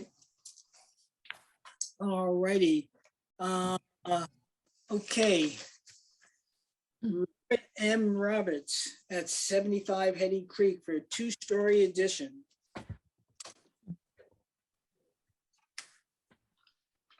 Who speaketh for Robert Roberts? No one speaketh at this moment. I see John Bennett. I see Michael Marin. Is John Bennett part of it? I don't know. I don't know. Nobody is, Gary Hartman and Jennifer Vale. neither one is in. Oh, there was a Hartman on there earlier. I have 4 people in. Yeah. 90 Yeah, well, there was 96 a- Pelitraw, Bennett, Moran, and Martinez. Okay. Well, there was a Hartman earlier, so maybe it's a no-show. Okay. All right. Well, if somebody shows up before we end, we'll give them a second chance. Okay. Jess, do you want to take jurisdiction? They did submit affidavits. Oh, okay. Thank you.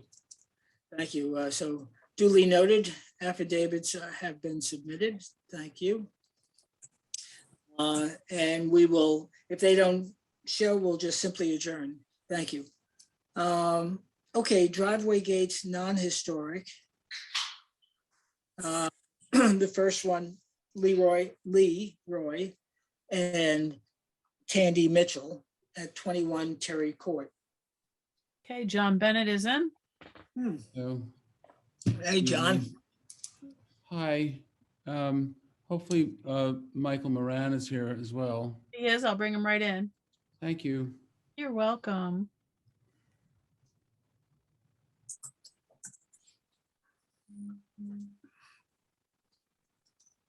Guess I will try again.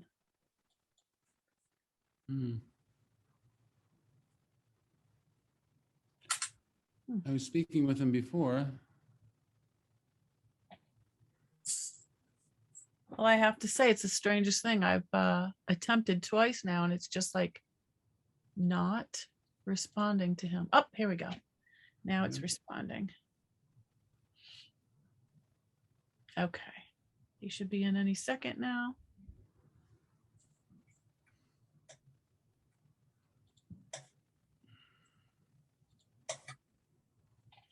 Michael. Hi, Michael, you're in. If you'll start your camera and unmute. And if you can't, I'll send you the request. Let's try it that way. Here's your start video request. And here's your unmute request. There we go. Hello, Michael. Hello. So, good evening. It's John Bennett and Michael Moran. I'll try to be quick. What you have before you is rather typical, unobtrusive, typical traditional gate located off of Terry Court. It meets the required setback, so you can queue a car in front of it while you're waiting for the gate. It's just a little bit of the setting I think is important, because we're going to ask you to do something a little bit different on this, and I wouldn't ask you to do it unless I thought we could distinguish this. Terry Court is there's no outlet to Terry Court down there. They're two different turnarounds or roundabouts, as they call them in the UK. And it's a no outlet. It's a no outlet street.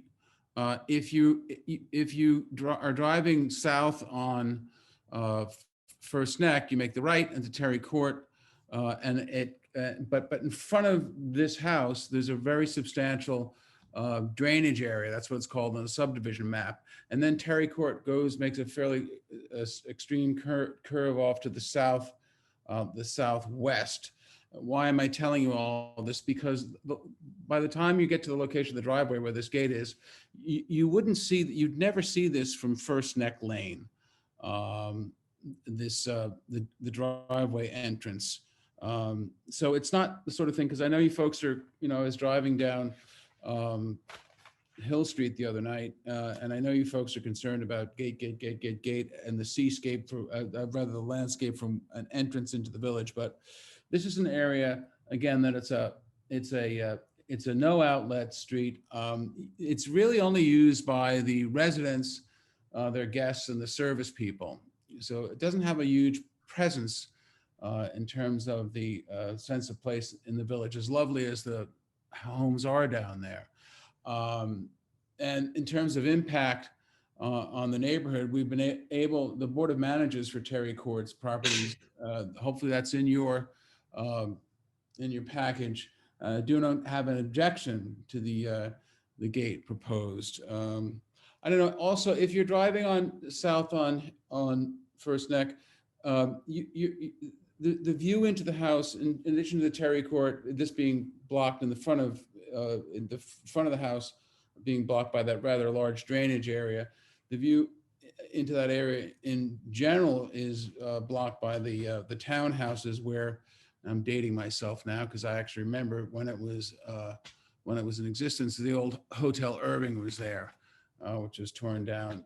The setting is extremely important because it's not a road that's well-traveled. It's a, as I said, no outlet road. And not only that, you can't see this driveway from First Neck Lane. There's a substantial drainage area that's vegetated in front of the house site, and Terry Court, if you drive down it, takes a rather extreme turn off to the southwest, and it's blocked by the townhouses there if you're further to the north, but heading south. So why am I placing so much importance on the setting? Because I don't think this is a gate that is going to be viewed by anyone other than the residents there, and they've shown their approval for the gate. It's very, very similar to gates you've approved in the past that I've had approved. We gave you some illustrative examples.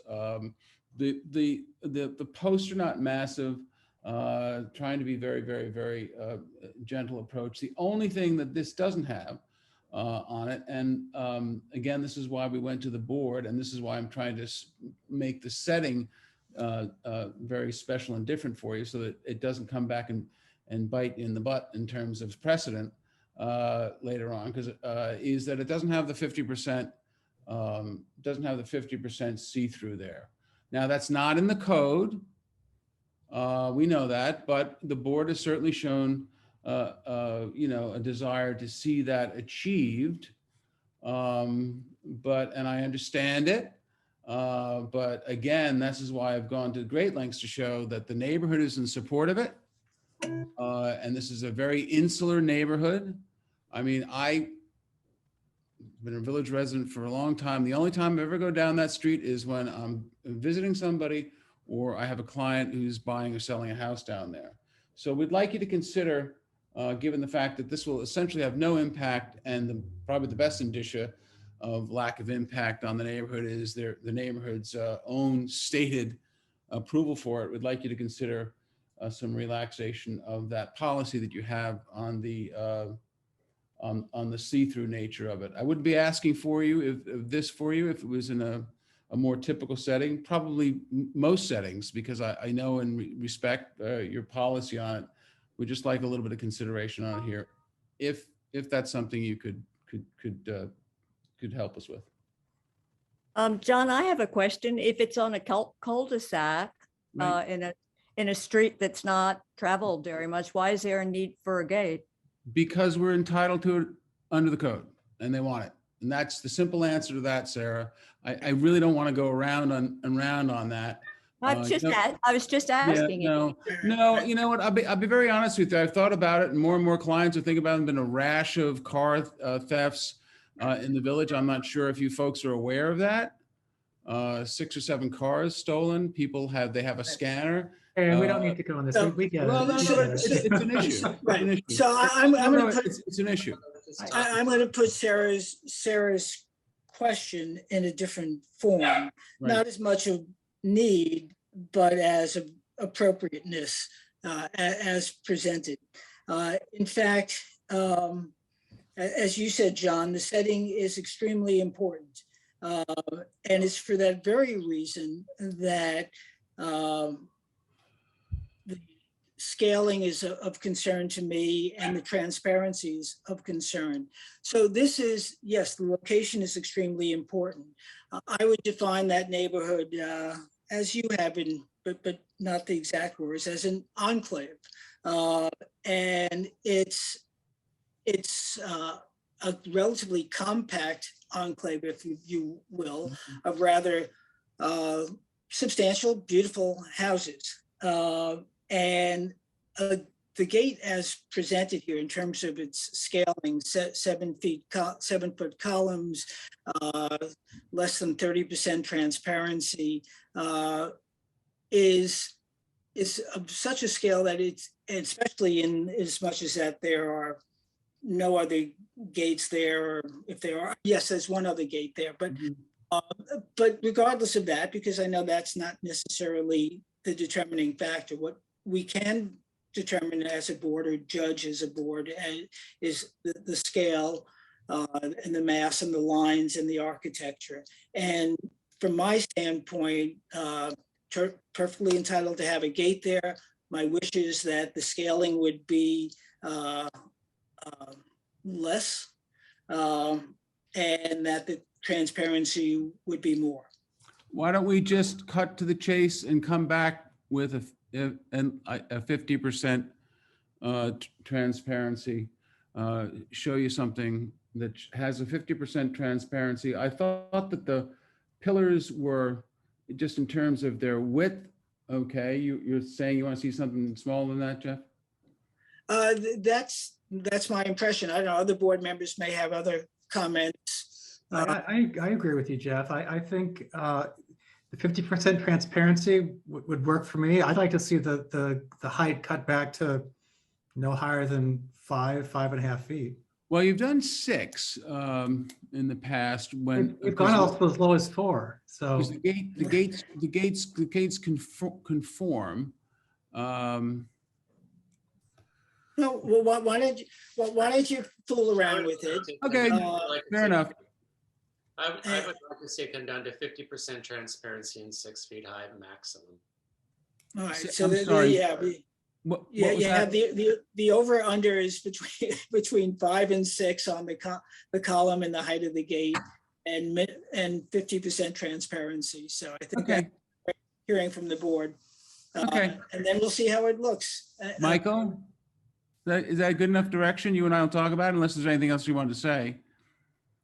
Yeah, I think the client is willing to be a little bit flexible. They really have their heart set on this gate. They've seen the same exact gate in the neighborhood. Not in all fairness, not in that neighborhood. In other properties, yes, I'm not going to deny you that. But not on those, not on that. Our comments are pretty consistent. Can I just? Michael, I think we've got. I'm sorry. I think we've got the direction that we need here. Thank you. You know, I know the client wanted to do less than that. I think we've tried to make it unique enough, but I think the board is telling you they're going to stick with their policy. So why don't we just? So, and then the other thing, John and Michael, I don't know if these are automatic gates. I assume they are, but if whatever mechanisms you put in there, if they were not, if they were within the column, that is much preferred than anything external, like as in a gooseneck or anything like that, especially there's nothing pre-existing in the neighborhood. So How does that work? If it's in the column, what do you actually physically have to get out of the car to? press the most column? of the people are using either cell phones or old-fashioned remote There are a lot of controls. mobile apps now that you can control it from your phone or your, yeah, so. As a visitor, though. That's true. That may all be true for the homeowner, but the homeowner has a garage remote, like a clicker, just like opening your garage door. But their guests, the guests would pull in. Right. So in any event, what Michael, what folks have done in that situation is they either have pressure activated gates, or they have electric eyes, and then the homeowner can turn it on or off depending on whether they are expecting guests or not, or whether the UPS man. So there are options out there. Okay. Look. Well, I think we have your direction. It's been a long night. We'll come back to you with something that's consistent with your directions. Michael, Okay. I don't think, I'm sorry, Michael, I'm not, sometimes one has to know when to, when to just take Fair the enough. direction and say goodnight, right? So, Good night. Good night, Gracie. All right, so Refreshing, I like that. I move that we accept the applicant's request to adjourn to our next meeting. Do I have a second on that? Second. Okay, all in favor? Aye. Aye. Thank you, Michael. Thank you, John. Happy Thanksgiving. You too. Bye-bye. Okay, next application. John Quitwood, or Quitwood, I guess it's Quitwood. There's only one other person, Ramon Chavez Martinez. Ah, yes, Ramon has been here before. And we have affidavits on this too. Thank you. Thank you for keeping me honest. You have this one, Kat? I do, if Ramon is for that, yes. Yep. Are you picking on me? No, I have it here too. I have your back. Oh, thank you so much. Look, I even turned it for you because it was. Okay. All right, Ramon, you're in. Let me send you the ask to start video if you can't find it. And here's your ask to unmute. If you'll just answer that, you'll be in. I'll do it again.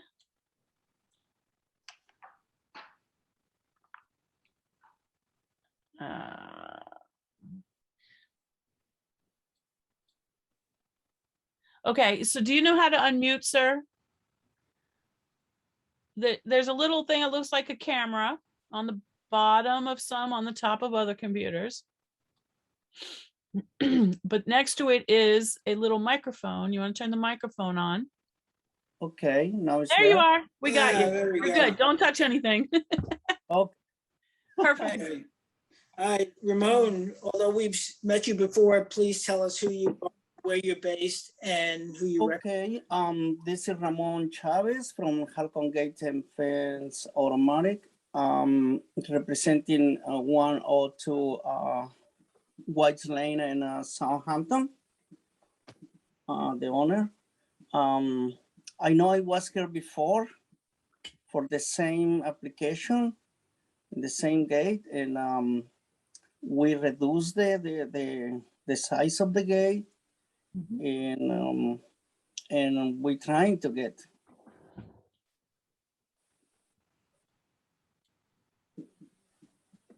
So, Ramon, just take us through it's on the screen, so the dimensions, which we can see, if you can just repeat them. Then the size of the spindles, the size of the spaces, the color, the material and its color, okay? Okay. Okay, this The color is going to be white Mhm. and it's going to be cedar. Okay, Cedar painted white. okay. The size of the spindles, they're going to be 1.5 Mhm, by 3.5 spaces. mhm, okay. And I don't know, the solid part is going to be only 32 inches at the Mhm, bottom. Yeah, that part is going to go only 32 inches. The column is going to be only 5. The width is 14. The opening of the driveway is very wide over there. That's why it's going to be 17. Like assuming I like that width for the fire department issue. mhm. I think that's it. Yeah. By the way, for the building department, have you submitted more detailed plans? Because they're really only essentially 2 dimensions on here and, you know. Yes, I can do that. No, and the no color. problem. Yeah. Yeah, you should You have put- submitted more detailed plans, because when you speak about the solid piece being 32 inches, I don't see it here. Okay, no problem. I will do that. Okay. You know, another comment I have, it's off, you said the driveway 17 feet wide, but my God, this is awfully wide. I mean, I don't think estate section gates are this wide. It could be 12 feet and a car would fit through. Yeah. Yeah. Well, yeah. I wonder how the gate can support that width too, you know? 14 is big. Well, you know, it almost gets to what Sarah's question before, which is when I drove down the street, which I do often, and when I stopped and looked at this house, it's a beautiful house. It is. Yes. Beautiful entrance. And my question would be similar to Sarah's. Why would somebody with such a beautiful house, and such a beautiful entrance, want to put in a gate? That's, you know, maybe that's a matter of taste. I can't impose my taste on the client. You're not the client, so I'm not going to shoot the messenger. But boy, that is one wide gate for one wide opening that blocks what is otherwise a beautiful entrance to a beautiful house. And I just scratch my head. I'm not going to pull my hair because I can't afford to do it, but I just don't know why. And if your client is viewing this tape, I'll say it to his face, or I don't get it. I think the gate is very nice, I must say. Thank but you. Thanks. The width, yeah, I just agree that it just seems a little too expansive. Yeah. And maybe the bottom could be, maybe you could sort of do the inverse of the top at the bottom at least, you know, so that we have a gap between the boards. Make it more transparent. Below. Even below, yeah. Yeah, that would. Okay, well, I can tell him that. Okay. Yeah. Yeah, and yeah, in order about the width, always I'm trying to do the gates 15 feet wide and over. 15 because I want to keep the capability for the fire department can through with when the gates open completely May 14. When they open, the opening has to be 14 complete, and that's Okay, but that's for the 14 fire Would move in department. that direction then, yeah. And then as far as, I assume this is an automatic gate. Yes. And where would you be proposing to install the mechanism, Ramon? The mechanisms on the back of the gate. No, right, but how about the keypad is going to be on the column. On the column? Facing the street, yeah. Okay, all right, so there's going to be no gooseneck or any external? No. Okay. No good. Well, that's good. That's good. I'm with Peter. I think if you open up the bottom, it's going to take away some of the massiveness. I mean, again, this is highly transparent, but on the other hand, it's also a big I was going to use an expletive, but it's a gate. Yeah, it's going to be only 5 feet 6. No, high. I know, no. Width. The width, I should say, yeah. The scale width. is, Yeah, I can try to make shorter. Narrower. Yeah. Anyway, to summarize, I think Peter's suggestion about opening up the bottom panel would help. And was there?